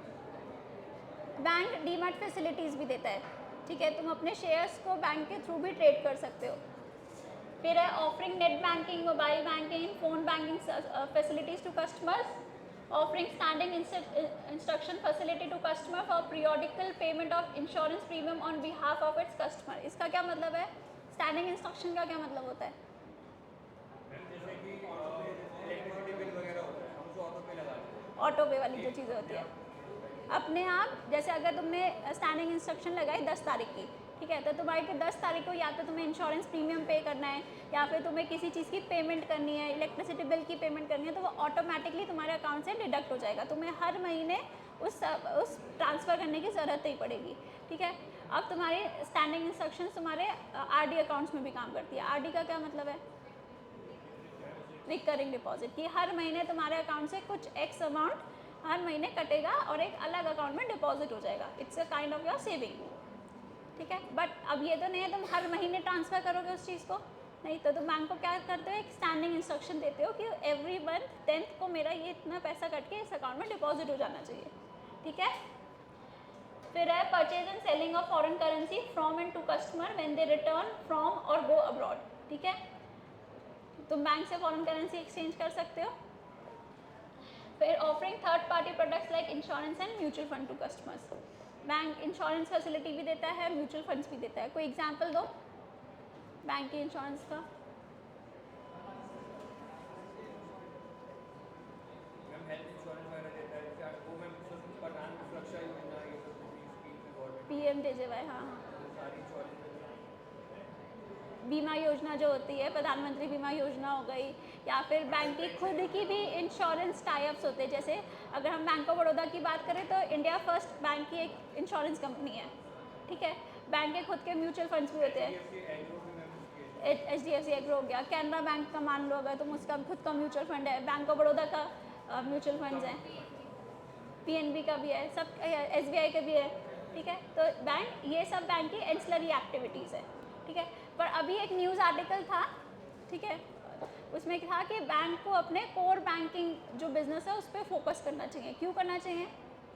मैम क्योंकि बैंक क्या हो रहा है कि इंडल्ज हो रहा है मतलब इन सब चीज़ों में, जो डिपॉजिट्स और वो है मतलब उसमें मतलब बैंक को मतलब अपनी लिक्विडिटी गिरा रहा है। हाँ, देखो, अब बैंक का मेन काम क्या था? डिपॉजिट लेना, लोन देना, उससे बैंक को क्या अर्न हो रही है? इंटरेस्ट इनकम, ठीक है। बट अगर बैंक इन सब एक्टिविटीज़ में इंगेज होता है, इंश्योरेंस में, म्यूचुअल फंड में, इसमें बैंक को क्या अर्न होती है? नॉन इंटरेस्ट इनकम, ठीक है। क्योंकि इसमें क्या मिलेगा? बैंक को फ़ी मिलेगी, कमीशंस मिलेंगे, ठीक है। अब बात क्या है कि जो बैंक की इंटरेस्ट इनकम है वो थोड़ी कम फ्लेक्सिबल होती है और कम मिलती है उसको, ठीक है। बट जो नॉन इंटरेस्ट इनकम है बैंक की वो ज़्यादा होती है, ठीक है। उसकी फ्लक्चुएशंस भी कम होगी, ठीक है। अगर तुमने एक बार किसी को इंश्योरेंस दे दिया, ठीक है, अब वो तो हर साल प्रीमियम भरेगा, उसका एक कमीशन तुम्हारा फिक्स हो गया, मिलना ही मिलना है, ठीक है। तो इसलिए बैंक क्या कर रहा है? अपने रिस्क को डाइवर्सिफाई करने के लिए नॉन इंटरेस्ट इनकम के जो सोर्सेज हैं उसमें इंगेज हो रहा है। बट अब गवर्नमेंट बैंक को क्या बोल रही है कि तुम अपना जो कोर बिजनेस है उस पर फोकस करो, कि अदरवाइज तुम्हारी लिक्विडिटी खत्म हो जाएगी, ठीक है। अगर जैसे मैं बैंक की कस्टमर हूँ, ठीक है, मैं अपने बैंक में 100 रुपये रखती हूँ, ठीक है। अब बैंक ने बोला, वैसे तो बैंक को क्या प्रमोट करना चाहिए कि सेविंग अकाउंट में पैसे रखें, हाँ, क्यों? क्योंकि उसके बेसिस पर वो लोन करेगा। पर आजकल क्या बैंक क्या बोलता है? म्यूचुअल फंड में इन्वेस्ट कर दो, ठीक है। अब मैंने अगर वो 100 रुपये म्यूचुअल फंड में इन्वेस्ट कर दिए तो बैंक के पास डिपॉजिट बचा आगे लेंड करने के लिए, ठीक है। तो ये जो प्रॉब्लम है अभी जो स्टार्ट हो रही है, ये आगे जाके बहुत बड़ी हो जाएगी और बैंक के पास बहुत ज़्यादा लिक्विडिटी क्रंच हो जाएगा, ठीक है। तो इसलिए अब गवर्नमेंट बैंक को क्या बोल रही है कि अपने कोर बैंकिंग जो बिजनेस है उस पर फोकस करो।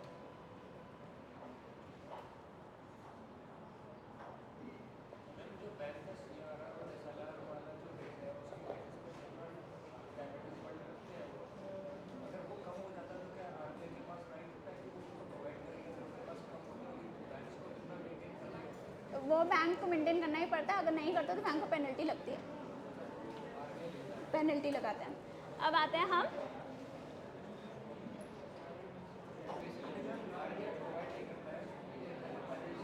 पेनल्टी लगा, मतलब वो बैंक को इंस्ट्रक्शन देगा कि मेंटेन करो, ठीक है। आज किसकी?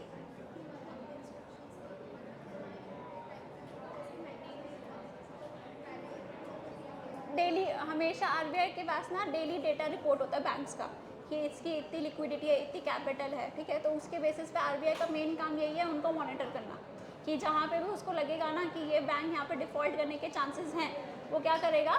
उसको एकदम से इंस्ट्रक्शंस देगा और कोई भी पेनल्टी चार्ज कर देगा, ठीक है। फिर आते हैं हम नेक्स्ट पे, non performing asset. Non performing assets क्या होते हैं?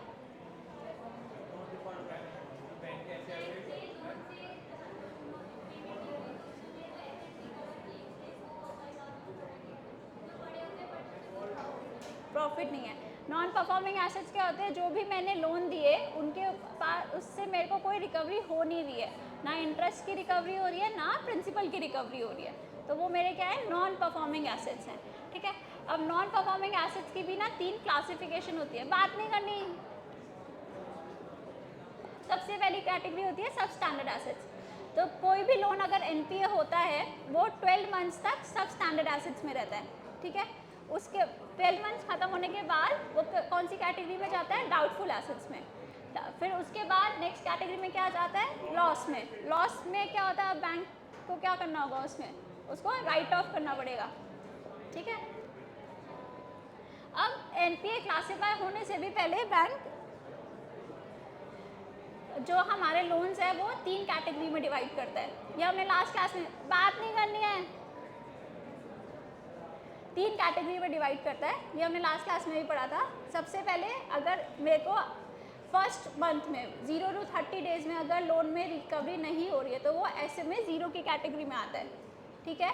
फिर उस हाँ, इसमें कुछ करता नहीं है, बट बैंक डेली कस्टमर को कॉल करेगा कि तुम्हारी ड्यू हो गया है तुम्हारी EMI, ठीक है। फिर आता है SMA1। SMA1 में क्या है, अगर 30 to 60 डेज़ के बीच में कुछ पेमेंट नहीं आ रही है, कोई रिकवरी नहीं आ रही है, कुछ रीपेमेंट नहीं है, तो वो SMA1 की कैटेगरी में आएगा, ठीक है। फिर beyond 60 days and less than 90 days में क्या होगा, SMA2 की कैटेगरी में आएगा।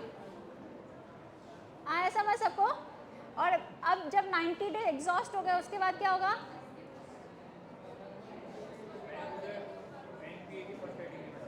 NPA की कैटेगरी में आ जाएगा। फिर वो NPA वाला जो क्लासिफिकेशन है वो स्टार्ट होगा, सब स्टैंडर्ड का, लॉस का, ठीक है।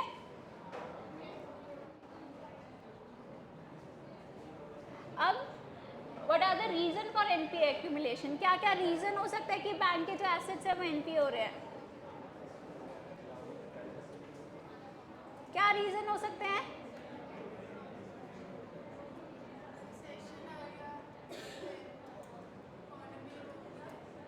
हाँ, रिसेशन आ गया, और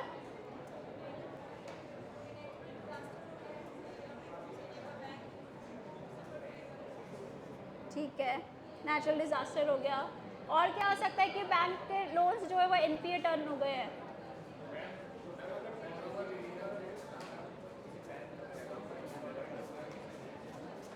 क्या हो गया, इंसॉल्वेंट हो गया, मतलब किसी बोरोवर ने अगर बैंक्रप्सी फाइल कर दी तो बैंक का लोन तो रिकवर नहीं होगा। तो सबसे पहला आता है हमारा economic downturn and business cycles, मतलब हमारी जो इकोनॉमी है, आपस में बात नहीं करनी है। Economic downturn and business cycle का क्या मतलब है, डिस्ट्रप्शंस इन द इकोनॉमी, कोई क्राइसिस आ गया इकोनॉमी में, ठीक है। अगर कोई इकोनॉमी में क्राइसिस आता है, जैसे कोविड हो गया, ठीक है, तो सारी इकोनॉमी सब खराब हो गया, सब इकोनॉमी की स्टेट वर्स हो गई थी, ठीक है, तो बहुत सारे बोरोअर्स ने डिफ़ॉल्ट किया अपने लोन पे। कोई भी ऐसी नई अगर स्ट्रैटेजी गवर्नमेंट लेके आएगी, ठीक है। फिर इनएडिक्वेट cash flows and financial distress of the borrower, अगर बोरोअर ने बैंक्रप्सी फाइल कर दी, मतलब बोरोअर ही रीपे नहीं कर पा रहा है, ठीक है, उसको ही कोई, उसके साथ कोई फाइनेंशियल सिचुएशन हो गई है, ठीक है। फिर है weak credit appraisal and risk assessment practices, इसका क्या मतलब है,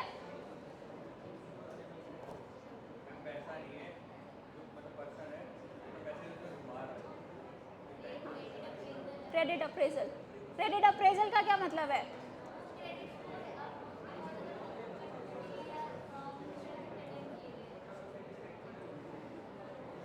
जब बैंक लोन देता है ना, बैंक 5C पे फोकस करता है।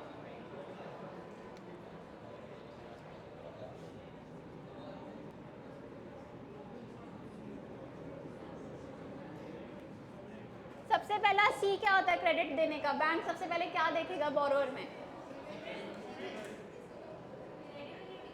क्रेडिटेबिलिटी देखेगा, सबसे पहले देखेगा बैंक का उसका बोरोअर का कैरेक्टर, कि वो रीपे करने की नीयत भी है उसकी, मतलब वो पैसा वापस करना भी चाहता है, ठीक है। फिर देखेगा उसकी कैपेसिटी, ठीक है। कैपेसिटी का क्या मतलब है यहाँ पे,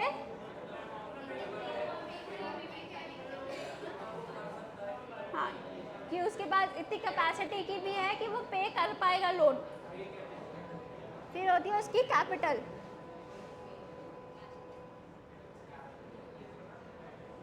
कैपिटल का क्या मतलब है, उसकी खुद की कितनी इन्वेस्टमेंट्स है, ठीक है।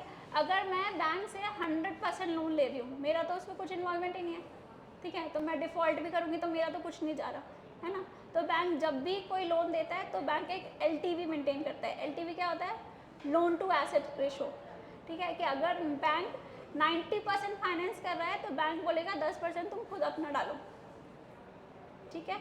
अगर गोल्ड लोन की भी हम बात करें तो उसमें क्या होता है, बैंक तुम्हारे जो भी तुम्हारे लोन की गोल्ड की वैल्यू होगी उसका सिर्फ 75% देगा, ठीक है। सेम अगर मैं कोई FD के अगेंस्ट लोन लेती हूँ उसमें भी बैंक क्या करता है, 90%, 90 कभी कभी 75 देता है, वैसे नॉर्मली 90% होता है FD के अगेंस्ट, वो क्योंकि सबसे सेफ लोन है, ठीक है। तो बैंक हमेशा एक जो बोरोअर मार्जिन है ना उसको मेंटेन करके चलता है, ठीक है, कि बोरोअर का खुद का इन्वेस्टमेंट होना चाहिए तभी बैंक लोन देगा। अदरवाइज अगर मेरा खुद का कोई स्टेक ही नहीं है उस बिजनेस में तो वो डिफ़ॉल्ट भी हो जाए तो मेरा तो कुछ नहीं जाएगा, सारा लॉस किसका होगा? बैंक का। नेक्स्ट क्या आता है? लास्ट है वो तो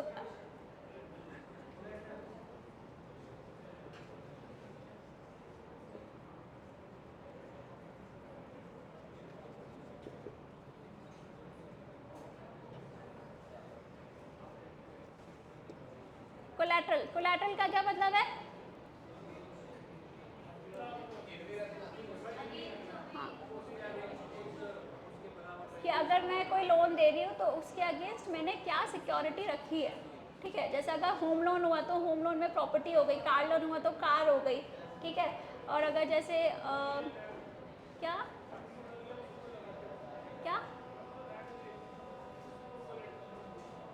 हाँ, जिसके अगेंस्ट वो लोन दे रहे हैं वो, जैसे गोल्ड लोन हो गया तो उसमें क्या होता है? गोल्ड होता है, ठीक है।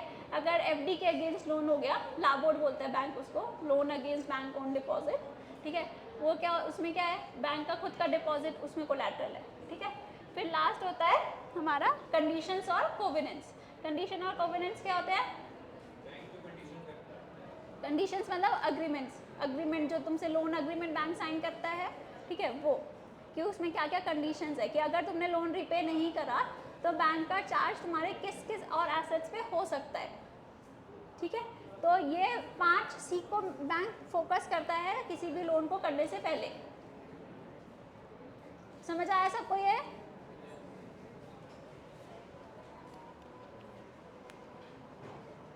तो वीक क्रेडिट अप्रेजल का क्या मतलब है? इन 5 सी फैक्टर्स में से बैंक ने किसी एक फैक्टर पे फोकस नहीं किया है, मतलब बैंक ने बोला अच्छे से ड्यू डिलिजेंस नहीं किया और लोन दे दिया, ठीक है। अब समझ आया क्रेडिट अप्रेजल का मतलब? फिर है ineffective monitoring and follow up of loan account. जैसे अब मैंने तुम्हें बताया कि 0 to 30 डेज पे बैंक SMA 0 में आता है, ठीक है। अब मैं क्या सोचा, चलो 30 दिन ही तो अभी थोड़ा NPA हो रहा है, देखते हैं बाद में फ़ोन करेंगे बोरोवर को, ठीक है। तो ये क्या है? इनइफेक्टिव मॉनिटरिंग है मेरी। जैसे ही बैंक वन डे में ड्यू हुआ या 1 डे DPD हुआ, DPD मतलब है डेज पास ड्यू, ठीक है। 1 डे DPD हुआ तो मेरे को कस्टमर को 1 डे हो गया, 10 दिन हो गया, तो मेरे को 10 दिन में बैंक बोरोवर को कॉल करके बोलना है कि तुम्हारा ये रीपेमेंट ड्यू है, इसको पे कर दो, ठीक है। और अकाउंट की रेगुलर मॉनिटरिंग होनी चाहिए। जैसे कि अगर बैंक ने किसी को कैश क्रेडिट दिया है, कैश क्रेडिट का क्या मतलब है? कैश क्रेडिट फैसिलिटी क्या होता है?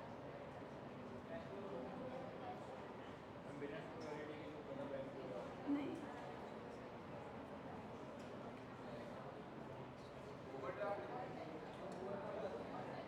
ओवरड्राफ्ट अलग है। हाँ, नहीं, कैश क्रेडिट फैसिलिटी जो होता है बैंक यूजुअली बिजनेस को देता है for financing their working capital cycle, ठीक है। उसमें बैंक का कोलैटरल, इस केस में बैंक की सिक्योरिटी, प्राइमरी सिक्योरिटी क्या होती है? उसके स्टॉक्स और उसके रिसीवेबल्स। आया समझ? ठीक है। तो जो कैश क्रेडिट है वो अगेंस्ट स्टॉक एंड रिसीवेबल्स होता है, ठीक है। अब जो भी अगर बैंक ने कोई भी सीसी फैसिलिटी किसी को दी है, किसी बोरोवर को, तो बैंक की ड्यूटी बनती है कि डेली तो नहीं, हर महीने उसके स्टॉक को मॉनिटर करे, ठीक है। कि जैसे अगर मैंने मानो 1 करोड़ का लोन दिया है, ठीक है। अब मेरे बोरोवर ने दिखाया कि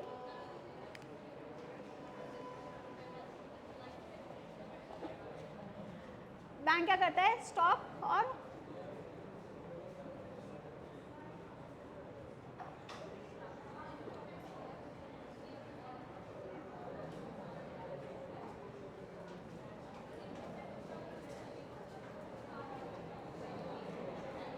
जो सीसी फैसिलिटी है बैंक किसके अगेंस्ट दे रहा है? स्टॉक और बुक डेट्स के अगेंस्ट दे रहा है। तो बैंक क्या मेंटेन करता है? इस पे मेंटेन करता है 75% का मार्जिन, कि अगर तुम्हारे पास 150 का स्टॉक है, ठीक है, 150 करोड़ का स्टॉक है, तो बैंक उसमें से सिर्फ 75% का तुम्हें फाइनेंस करेगा, ठीक है। तो इतना बैंक को मेंटेन करना पड़ता है इस पे मार्जिन। इसमें मार्जिन कितना है हमारा? 25% का, ठीक है। और बैंक की इसमें क्या ड्यूटी बनती है कि वो हर महीने इसको मॉनिटर करेगा कि वो जो कस्टमर है इतना स्टॉक हर महीने मेंटेन कर रहा है। और वो कैसे चेक करता है?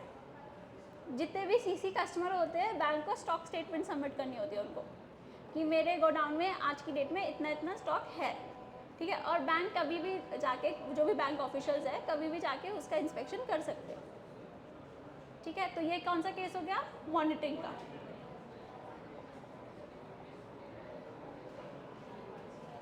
फिर आते हैं diversion of funds by borrower for unauthorised purpose. इसका क्या मतलब है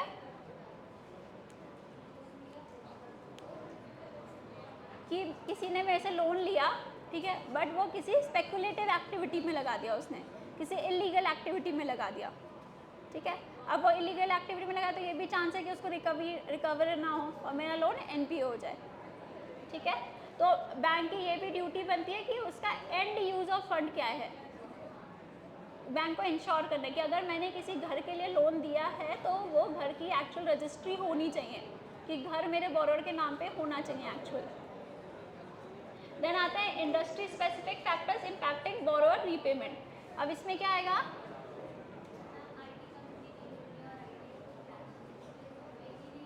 हाँ, कोई स्पेसिफिक इंडस्ट्री डिफॉल्ट कर जाए, ठीक है, या फिर कोई स्पेसिफिक इंडस्ट्री में कोई क्राइसिस आ जाए।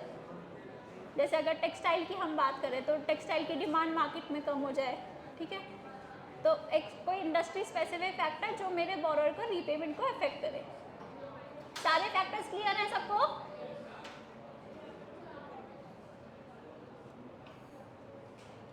अब है impact of NPA on banks and the economy. सबसे पहले अगर कोई भी लोन एनपीए होता है तो सब क्या अफेक्ट होता है, बैंक की प्रॉफिटेबिलिटी, क्योंकि बैंक अपनी इंटरेस्ट इनकम ही अर्न नहीं कर पाएगी, ठीक है। फिर उसके बाद होता है लिक्विडिटी ऑफ बैंक। क्या मतलब है लिक्विडिटी ऑफ बैंक, कैसे अफेक्ट होगी एनपीए से?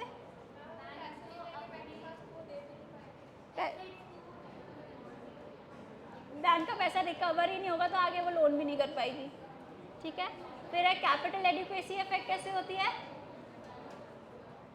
कैपिटल एडिक्वेसी रेशियो क्या होती है?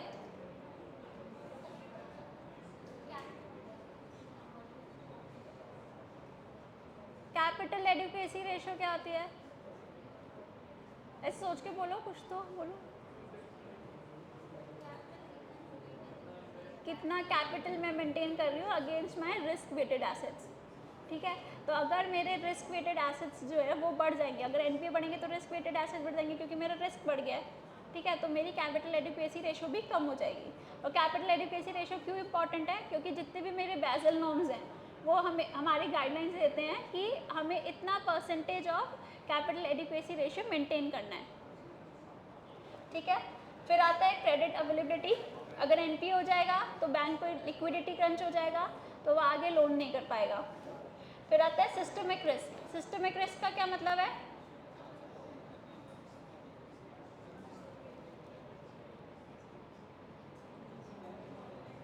सिस्टमिक रिस्क का क्या मतलब है?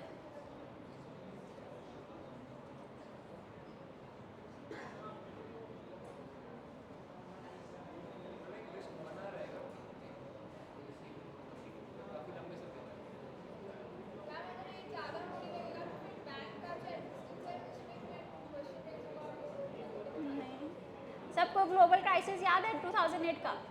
उसमें क्या हुआ था, एक फाइनेंशियल इंस्टीट्यूशन ने, लेमन ब्रदर्स ने डिफॉल्ट किया था, ठीक है। उसकी वजह से पूरी इंडस्ट्री अफेक्ट हो गई थी। तो that is the systemic risk, कि तुम्हारे एक सिंगल फाइनेंशियल इंस्टीट्यूशन की वजह से पूरे तुम्हारा फाइनेंशियल सिस्टम डिस्टर्ब हो जाता है, ठीक है। तो वो हमारा सिस्टमिक रिस्क है। तो अगर किसी भी बैंक का, कोई एक सिंगल बैंक का भी, ऐसे अभी हमने येस बैंक का केस सुना था, ठीक है, अगर उसका एनपीए लेवल बहुत ज़्यादा राइज हो जाएगा, ठीक है, तो उसके डिफ़ॉल्ट होने की वजह से क्या होगा, मार्केट में बहुत ख़राब इन्वेस्टर कॉन्फिडेंस लूज़ हो जाएगा, बहुत बैड न्यूज़ हो जाएगी अगेंस्ट द बैंक्स कि बैंक तो डिफ़ॉल्ट कर जाता है, पैसे नहीं देता वापस, ठीक है। तो क्या होगा, हमारी इकोनॉमी के क्रैश होने के चांसेस हो सकते हैं, ठीक है, क्योंकि सब अपने पैसा विड्रॉ करने लगेंगे। समझ आया सिस्टमिक रिस्क का मतलब? फिर है interest rate and borrowing cost. पर बैंक, जो लोगों का जो कॉन्फिडेंस है with in the banking system वही लूज़ हो जाएगा ना, कि अगर एक बैंक ने डिफ़ॉल्ट किया तो वो सोचेगा मैं क्यों पैसा रखूँ बैंक में, अपने घर पे रखूँगा। जो इन्वेस्टर कॉन्फिडेंस है वो ख़त्म हो जाएगा। Interest rate and borrowing cost, इसका क्या मतलब है?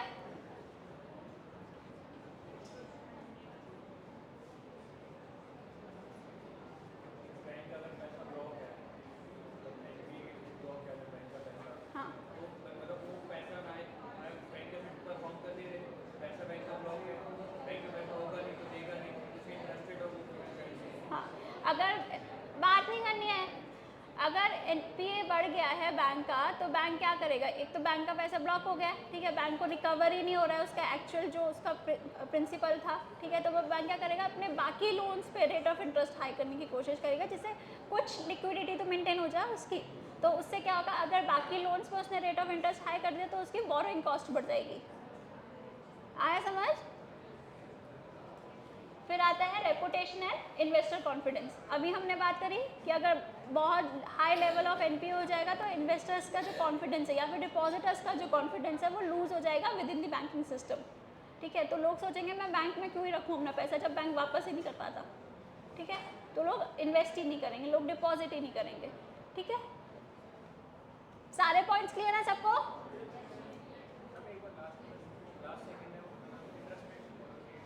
अगर मेरे को रिकवरी नहीं हो रहा, मतलब मेरे हाई लेवल ऑफ एनपीए है, ठीक है, मेरे को रिकवरी नहीं हो रही है प्रिंसिपल की, ठीक है, मेरे पास पैसा ही नहीं है, तो मैं क्या करूँगी, जो मेरे एग्जिस्टिंग लोन्स हैं उन पे रेट ऑफ इंटरेस्ट हाई करने की कोशिश करूँगी, ठीक है। तो जो बोरोइंग कॉस्ट है बोरोअर्स की, जो रेट ऑफ इंटरेस्ट वो एक्चुअल पे करे थे, पहले 8% करे थे, मैंने बोला अब 10% देना पड़ेगा, तो वो राइज हो गई।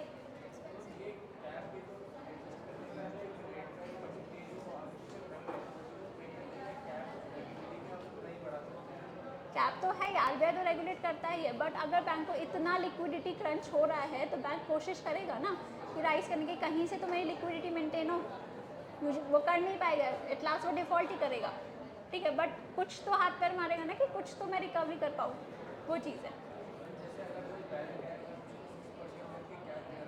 हाँ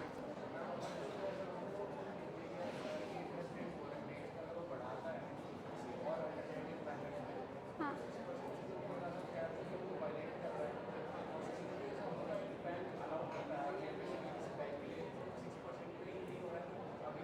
नहीं, ऐसा नहीं है कि आरबीआई रेट ऑफ इंटरेस्ट को रेगुलेट नहीं करता है, ठीक है। बैंक आरबीआई क्या करता है, सबसे पहले बैंक जब भी रेट ऑफ इंटरेस्ट डिसाइड करते हैं ना कॉम्पिटिटिव बेसिस पे करता है, ठीक है। अगर एचडीएफसी 8% पे लोन दे रहा है ना तो बैंक ऑफ बड़ौदा ट्राई करेगा वो भी 8% पे दे, ठीक है, चाहे उसको उसमें लॉस हो रहा हो, वो फिर भी वो कोशिश करेगा। बट अगर उसको ऑलरेडी उसके एनपी लेवल बहुत हाई है तो कंपटीशन में रहने के लिए भी उसको थोड़ा सा बोरिंग कॉस्ट अपनी बढ़ानी ही पड़ेगी, वो चीज़ है। सिस्टमिक रिस्क होता है कि अगर एक फाइनेंशियल इंस्टीट्यूशन से डिफ़ॉल्ट होने की वजह से पूरे इकोनॉमी क्रैश हो जाती है। सबसे बड़ा एग्जांपल इसका ग्लोबल फाइनेंशियल क्राइसिस आता है 2008 का, कि लेमन ब्रदर्स ने डिफ़ॉल्ट किया तो पूरा यूएस इकोनॉमी अफेक्ट हो गई। हाँ हाँ। अब आते हैं एनपीए मैनेजमेंट एंड रेजोल्यूशन पे। अब लोन अपने एनपीए को कम करने के लिए बैंक क्या क्या कर सकता है, बात नहीं करनी है, क्या है,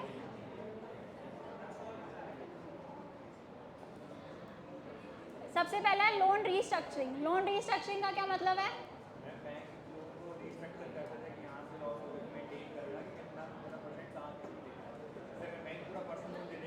हाँ ये तो डाइवर्सिफिकेशन हो गया। रीस्ट्रक्चरिंग क्या होगा,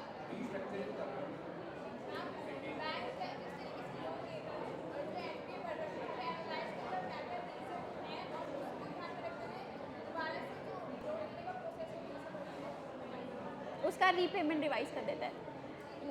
जिसको बात करनी ना प्लीज बाहर चले जाओ। लोन रीस्ट्रक्चरिंग का क्या मतलब है कि अगर मैंने एक इसको लोन दिया जैसे, ठीक है, बट ये रीपे नहीं कर पा रही है, ठीक है, तो मैं क्या करूँगी, इसका जो रीपेमेंट है उसको रिवाइज करूँगी, ठीक है।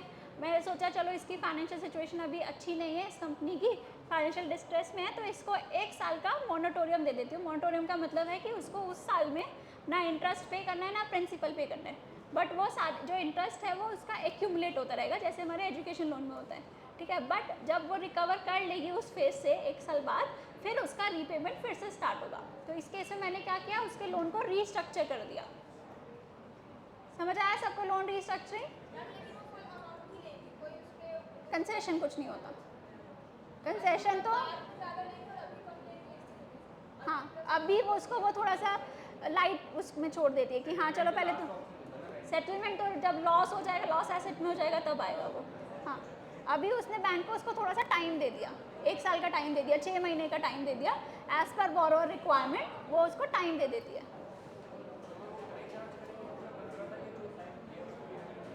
नहीं नहीं, सब इंक्लूड करके लेता है बैंक। हाँ नहीं नहीं, सब करते हैं।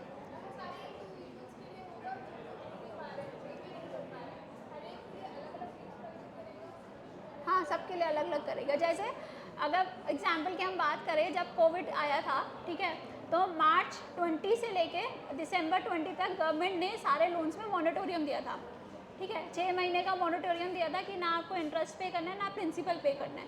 तो उस केस में क्या हुआ था, क्या किया था बैंक ने? हाँ, मतलब 6 महीने तक मत पे करो और बाद में तुम्हें पे करना पड़ेगा। तो बाद में पे करने का क्या, जैसे हो सकता है कि अगर तुम्हारा टेन्योर 10 साल का है तो बैंक ने 11 साल कर दिया, कि आगे बढ़ा दिया कि चलो आगे 1 साल बाद तक पे करना, ठीक है। तो ये हमारा प्रोसेस होता है लोन रिस्ट्रक्चरिंग का। सबको क्लियर हुआ लोन रिस्ट्रक्चरिंग? फिर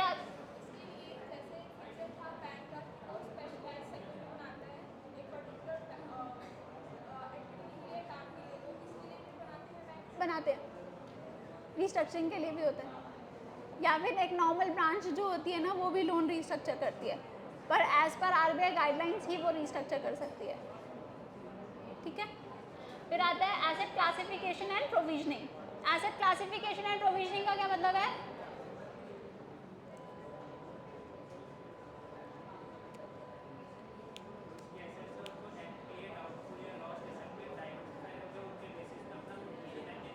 सही। जैसे अगर हमने अभी एनपीए का क्लासिफिकेशन पढ़ा था, सब स्टैंडर्ड, लॉस, ठीक है, डाउटफुल, ठीक है, तो बैंक की क्या ड्यूटी बनती है, जो भी अपने एनपीएस हैं उसको पहले तो सबसे पहले प्रॉपर्ली क्लासीफाई करें, ठीक है। अब क्लासिफिकेशन हो गया, उसके बाद बैंक को क्या करना पड़ता है, हर एसेट के अगेंस्ट एक प्रोविजनिंग करनी पड़ती है कि 60% प्रोविजन करना पड़ेगा, 40% प्रोविजन करना पड़ेगा। किस चीज़ का प्रोविजन है? वो लॉस का प्रोविजन है कि हाँ चलो ये डिफ़ॉल्ट हो सकता है, ठीक है। तो प्रॉपर प्रोविजनिंग करें एंड प्रॉपर क्लासिफिकेशन करें बैंक, अपने लॉस को मिनिमाइज कर सके। हाँ, strengthen credit appraisal and risk management. इसका क्या मतलब है कि जब भी बैंक कोई लोन कर रहा है तो प्रॉपर ड्यू डिलिजेंस करके लोन करे। पहले 5 जो सी हैं उसको अच्छे से देख के फिर लोन करे, ठीक है। फिर है loan sale and securitisation. Loan sale and securitisation का क्या मतलब है? बहुत सारी ना एसेट रिकंस्ट्रक्शन कंपनी होती है, उसमें क्या होता है, अगर मेरे पास बहुत सारे एनपीए बढ़ गए हैं, ठीक है, तो मैं क्या करती हूँ, उसको एक सिक्योरिटी में क्लब करती हूँ और एक एआरसी को सेल कर देती हूँ। वो एआरसी क्या करती है, उसके अगेंस्ट मेरे को पैसा देती है जो मैं आगे लेंड कर सकती हूँ, ठीक है। अब एआरसी उस लोन को रख के क्या करेगी, रिकवरी करेगी खुद से, ठीक है। वो अपने खुद के रिकवरी मैकेनिज्म यूज़ करती है उन लोन को रीपे करने का, रिकवर करने के लिए, ठीक है। इससे क्या होगा, बैंक की तो खुद की तो लिक्विडिटी बढ़ गई, उसको पैसा मिल गया।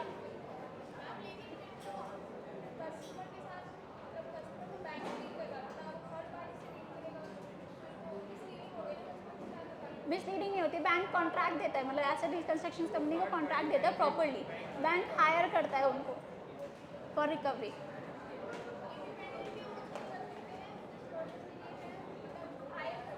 हायर करता है, हाँ, ठीक है। फिर है रिकैपिटलाइजेशन एंड कैपिटल इन्फ्यूजन। क्या मतलब है रिकैपिटलाइजेशन एंड कैपिटल इन्फ्यूजन का?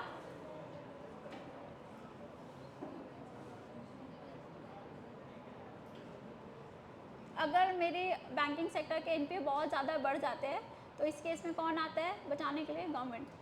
गवर्नमेंट क्या करती है, कैपिटल इन्फ्यूजन करती है बैंक में। अभी तक अगर तुम देखोगे 16-17 से 21 तक बैंक 3,10,000 करोड़ अराउंड बैंक ने इन्फ्यूज़ किया है बैंकिंग सेक्टर्स में, पब्लिक सेक्टर बैंक्स में, ठीक है। और कैपिटल इन्फ्यूजन करने का क्या मतलब है?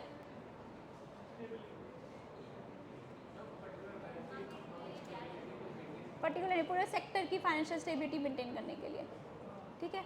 अगर बैंक के पास कैपिटल ही नहीं होगी तो बैंक तो फिर डिफ़ॉल्ट ही कर जाएगा ना। तो बैंक को ठीक रखने के लिए जो गवर्नमेंट है उसमें कैपिटल इन्फ्यूजन करती है कि बैंक सस्टेन कर पाए, डिफ़ॉल्ट ना कर जाए। फिर है improved governance and risk culture. Improve governance का क्या मतलब है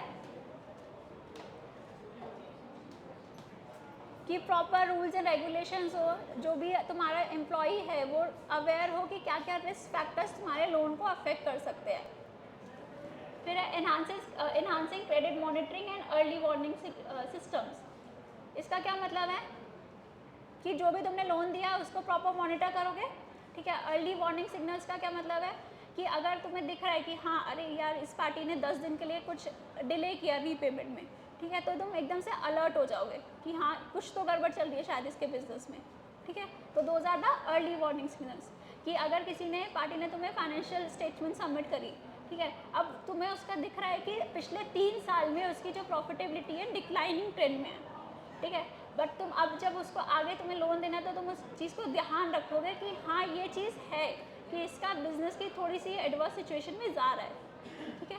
तो those are your early warning signals.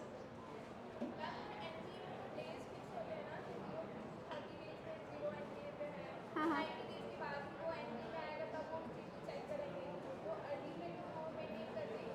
Early में भी एंट्री से होने से पहले तुम्हारे जैसे जो स्पेशल मेंशन अकाउंट्स होते हैं, ठीक है, SMA 0 में जब अकाउंट आता है तो उसमें तुम्हारे अर्ली वार्निंग सिग्नल्स काम आते हैं, ठीक है। जैसे अकाउंट तुम्हारा SMA 0 में आया तो तुम्हें पता चल गया कि हाँ इसके बिजनेस में कोई दिक्कत है, ठीक है, ये रीपे नहीं कर पा रहे, तो बैंक उस केस में प्रॉपर मॉनिटरिंग करेगा, ठीक है।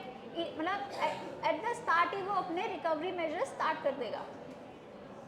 ऐसा नहीं है कि किसी रिकवरी एजेंसी को हायर करेगा, बट खुद से ही वो ट्राई करेगा। हाँ, कोई एडवर्स एक्शंस नहीं लेगा, बट खुद से डेली फ़ोन करके उसको बोलेगा कि सर इतना ड्यू है, इतना पे कर दो, ऐसे करेगा। फिर आता है regulatory and government support. Regulatory and government support का क्या मतलब है, जैसे अभी हमने जैसे जिसको बात करनी है प्लीज़ बाहर चले जाओ। रेगुलेटरी एंड गवर्नमेंट सपोर्ट का क्या मतलब है,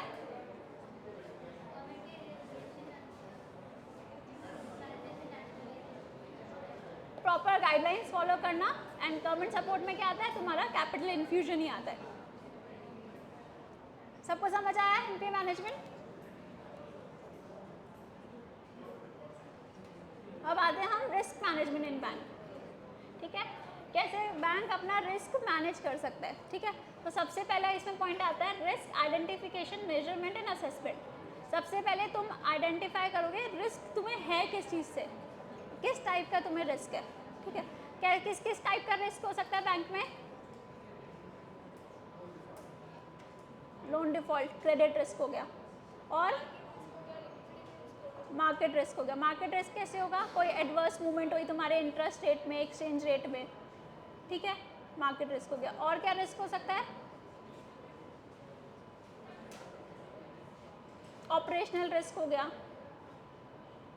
तुम्हारी किसी ब्रांच में फ्रॉड हो गया, किसी एम्प्लॉय ने फ्रॉड कर दिया। टेक्नोलॉजिकल रिस्क हो गया, कोई डिस्टर्ब हो गया तुम्हारा सिस्टम पूरा।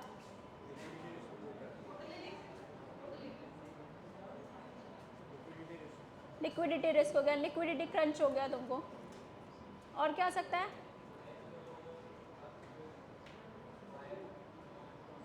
नेचुरल डिजास्टर से रिस्क हो गया तुमको, ठीक है। स्ट्रैटेजिक रिस्क होता है कि तुम्हारी मैनेजमेंट ने कोई ऐसी स्ट्रैटेजी बनाई कि जिससे बहुत ज़्यादा डिफ़ॉल्ट हो गया लोन में, ठीक है, उसको क्या होता है, तुम्हारा स्ट्रैटेजिक रिस्क होता है, ठीक है। तो सबसे पहली चीज़ आती है तुम अपने रिस्क को आइडेंटिफाई करना, ठीक है। रिस्क अगर हम आइडेंटिफाई कर लेंगे कि this is the cause of my risk, उसके बाद मैं उसको क्या करूँगी, मेजर करूँगी कि इस रिस्क से मेरे को कितना लॉस हो सकता है, कि अगर इस लोन ने डिफ़ॉल्ट किया तो मेरा कितना नुकसान हो रहा है, ठीक है। फिर रिस्क असेसमेंट, ठीक है, risk assessment and risk measurement side by side ही चलता है। मेजर करोगे और असेस करोगे कि कितना रिस्क इसके डिफ़ॉल्ट होने से मुझ पे क्या इफेक्ट आएगा, बैंक की प्रॉफिटेबिलिटी पे क्या इफेक्ट आएगा, कि अगर एक्सचेंज रेट में या फिर इंटरेस्ट रेट में कोई एडवर्स मूवमेंट हो रही है तो मेरी प्रॉफिटेबिलिटी उससे कितना इफेक्ट होगी, ठीक है। फिर आते हैं रिस्क मॉनिटरिंग एंड रिपोर्टिंग। अब तुमने रिस्क असेस तो कर लिया, ठीक है, अब ऐसा भी है ना, इंटरेस्ट रेट तो फ्लक्चुएटिंग है, एक्सचेंज रेट भी फ्लक्चुएटिंग है, ठीक है। और जैसे अगर मैं क्रेडिट रिस्क की बात करूँ, अगर किसी बॉरोअर ने आज पे नहीं किया तो ऐसा भी तो हो सकता है कल पे कर दे वो, ठीक है। तो बैंक की ड्यूटी है कि उस रिस्क को वो डेली बेसिस पे मॉनिटर करे, ठीक है, कि क्या फ्लक्चुएशंस है तुम्हारे रिस्क में, कि इंक्रीज़ हो रहा है, डिक्रीज़ हो रहा है, ठीक है। फिर आता है risk mitigation and control strategy. Risk mitigation and control strategies में क्या आता है, डाइवर्सिफाई करना रिस्क को, ठीक है, कि तुम एक सेक्टर में सारा लोन नहीं करोगे, ठीक है, अलग अलग सेक्टर्स में लोन दोगे, ठीक है। फिर आता है रिस्क गवर्नेंस एंड फ्रेमवर्क, तुम अपने रूल्स एंड रेगुलेशंस ऐसे बनाओगे कि प्रॉपरली तुम्हारे एम्प्लॉयज़ उन रिस्क फैक्टर्स को देख के लोन दें। फिर आता है रेगुलेटरी कंप्लायंस, रेगुलेटरी कंप्लायंस में क्या आता है,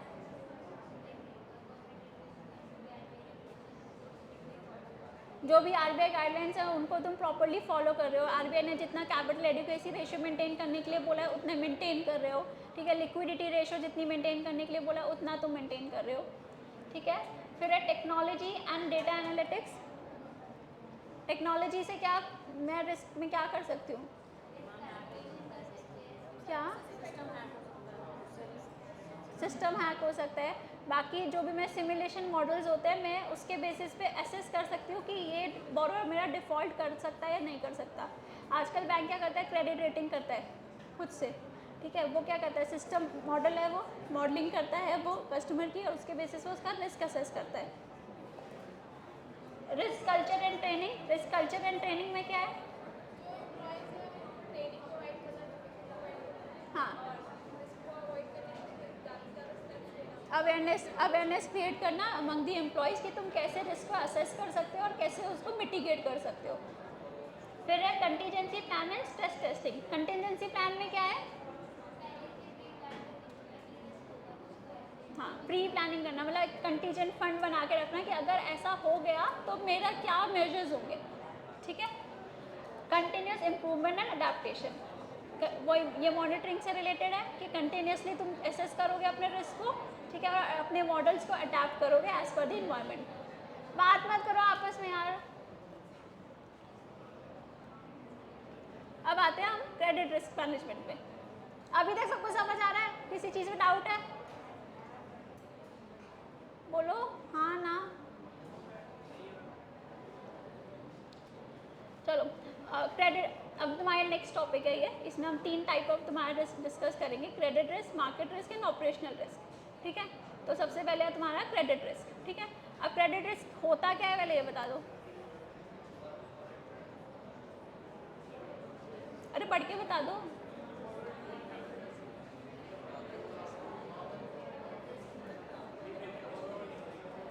हाँ बोरोवर के पार्ट पे डिफॉल्ट होना, कि बोरोवर तुम्हारा लोन रीपे ही नहीं कर पा रहा है, that is your credit risk. जिसको बात करनी है ना प्लीज बाहर चले जाओ।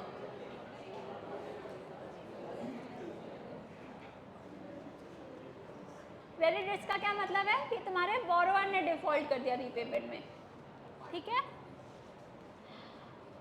अब इसमें तुम्हारे क्या क्या रिस्क इंक्लूड होते हैं, सबसे पहले आता है बोरोवर रिस्क, कि बोरोवर ने डिफॉल्ट किया। Counter party risk, counter party risk क्या होता है,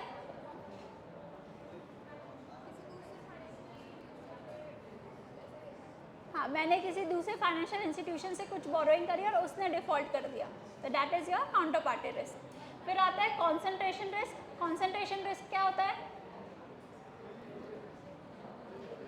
बोलो,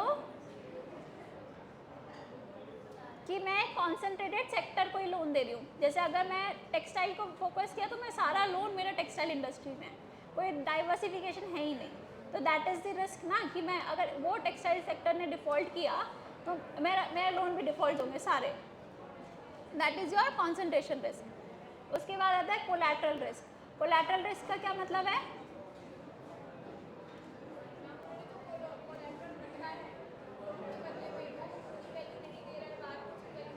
चेंज हो गई है, कि अगर मैंने किसी कोलैटरल के अगेंस्ट लोन दिया है उसकी जो वैल्यू है वो कम हो गई, या फिर वो जो कोलैटरल है वो इनएडुकेट कोलैटरल है, कि मतलब मेरा लोन प्रॉपरली सिक्योर नहीं है। अगर मैंने 100 रुपये का लोन दिया है तो उस कोलैटरल की वैल्यू से 50 रुपीज़ है, ठीक है, तो मेरा पार्ट ऑफ लोन मेरा अनसिक्योर्ड हो गया, तो that is my collateral risk. ये भी हो सकता है कि अगर मैंने आज लोन किया 100 रुपये का, ठीक है, और कोलैटरल की वैल्यू थी 120, बट 2-3 साल बाद जाके उस कोलैटरल की वैल्यू डिग्रेड हो गई, 80 हो गई, ठीक है, तो that is my collateral risk. Then आता है कंट्री रिस्क, कंट्री रिस्क में क्या है कि अगर मैंने किसी फॉरेन बोरोवर्स का लोन दिया है, ठीक है, तो वो जो लोन है मेरा जो भी फॉरेन रेगुलेशंस है उससे भी गवर्न होगा। किसी फॉरेन कंट्री में, जिस कंट्री में मैंने लोन दिया, अगर वहाँ की इकोनॉमिक कंडीशंस में कुछ भी डिफ़ॉल्ट हुआ उसका इफेक्ट मेरे को भी आएगा। सबको समझ आया कंट्री रिस्क?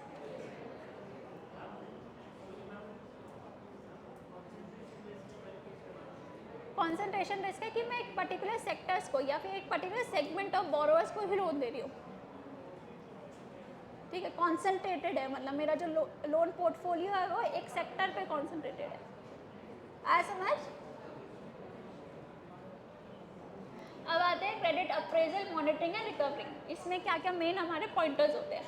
सबसे पहले क्रेडिट अप्रेजल, हमने अभी पढ़ा था 5 C's देख के हमें काम करना है, ठीक है। प्रॉपर ड्यू डिलिजेंस करना है बोरोवर का, ठीक है। उसके बाद क्रेडिट मॉनिटरिंग, अब लोन दे दिया मैंने, उसके बाद क्या करना है, उसको मॉनिटर करना है कि प्रॉपर रीपेमेंट उसमें हो रहा है या नहीं हो रहा है। फिर है रिस्क मिटिगेशन। रिस्क मिटिगेशन में क्या है, अपने रिस्क को डाइवर्सिफाई करना है, मैं ट्राई करूँगी कि मेरा रिस्क मिनिमाइज हो। फिर है क्रेडिट रिकवरी। क्रेडिट रिकवरी में क्या आता है, अब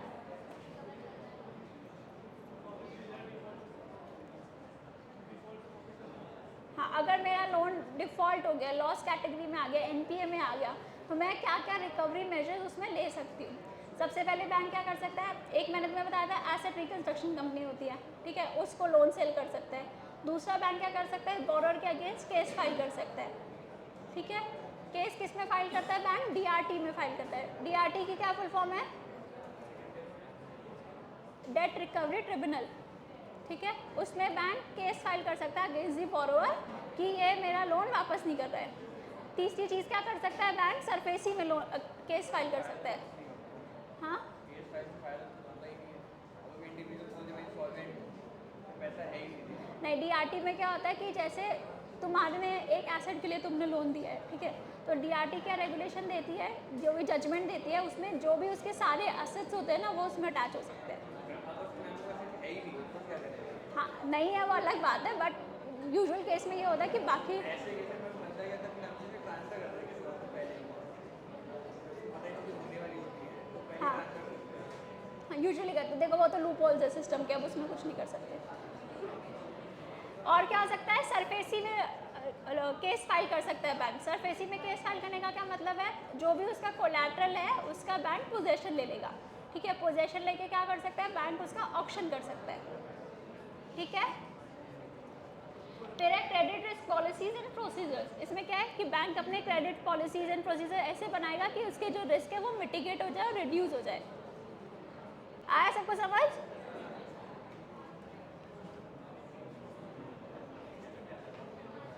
चलो अब एक एक्सरसाइज करते हैं, आज इतने रखेंगे।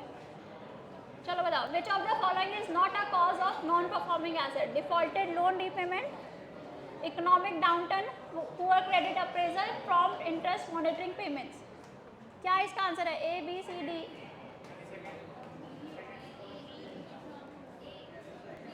Not a cause of non performing asset, तो एनपी हो गया वो तो।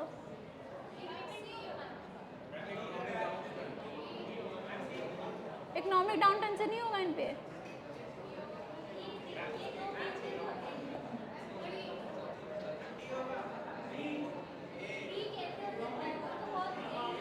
अरे सोच के बोलो, पहले क्वेश्चन पढ़ो ठीक से।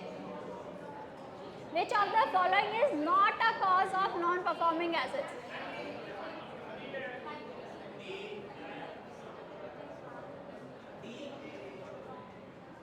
क्या बोल रहे हो, सब बोल रहे हो, चलो। कॉज है ना वो तो। ए कौन बोल रहा है, ए बी सी? मैम या तो बी है या डी है।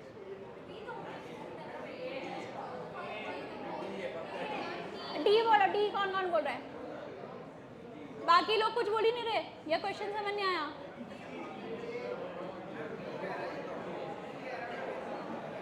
इसमें से हमें आइडेंटिफाई करना है कि कौन कॉज नहीं हो सकता नॉन परफॉर्मिंग एसेट का। अरे यार D, prompt interest monitoring payments, वो तो डिफॉल्टेड लोन रीपेमेंट्स है, डिफॉल्ट हो गया क्या, पढ़ाना बेकार हो गया?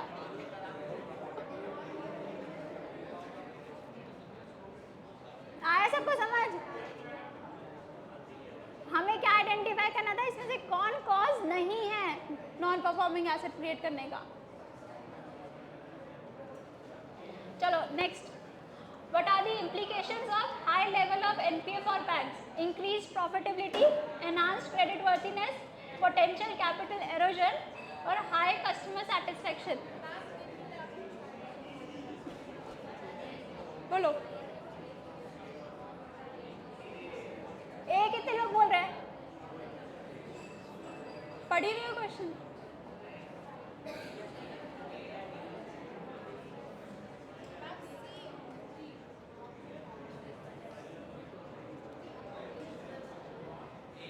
पढ़ लिया सबने? कितने लोग बोल रहे हैं?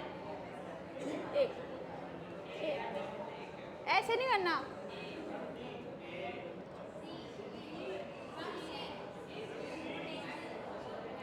सी होगा।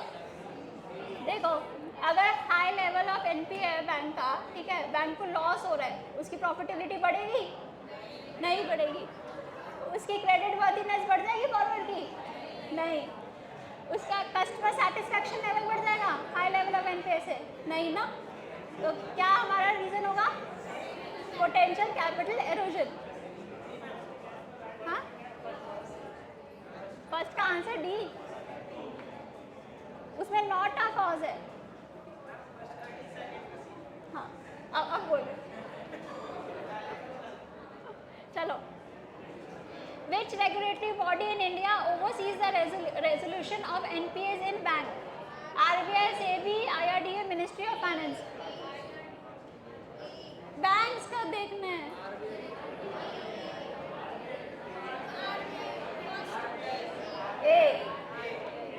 आज ही हमने पढ़ा, बैंक को कौन मॉनिटर करता है? आरबीआई करता है।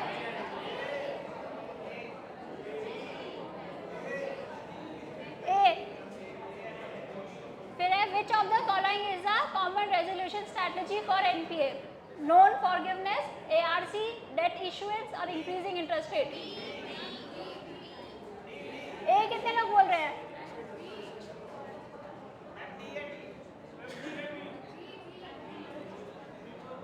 कितने लोग बोल रहे हैं? कोई भी नहीं। बी, बी कम है यार ये भी। See, increase rate of interest increase करके एनपीए से कैसे बचा लोगे? एआरसी को करोगे। अभी बताया था कि लोन क्या क्या करता है बैंक? एआरसी को सेल कर देता है।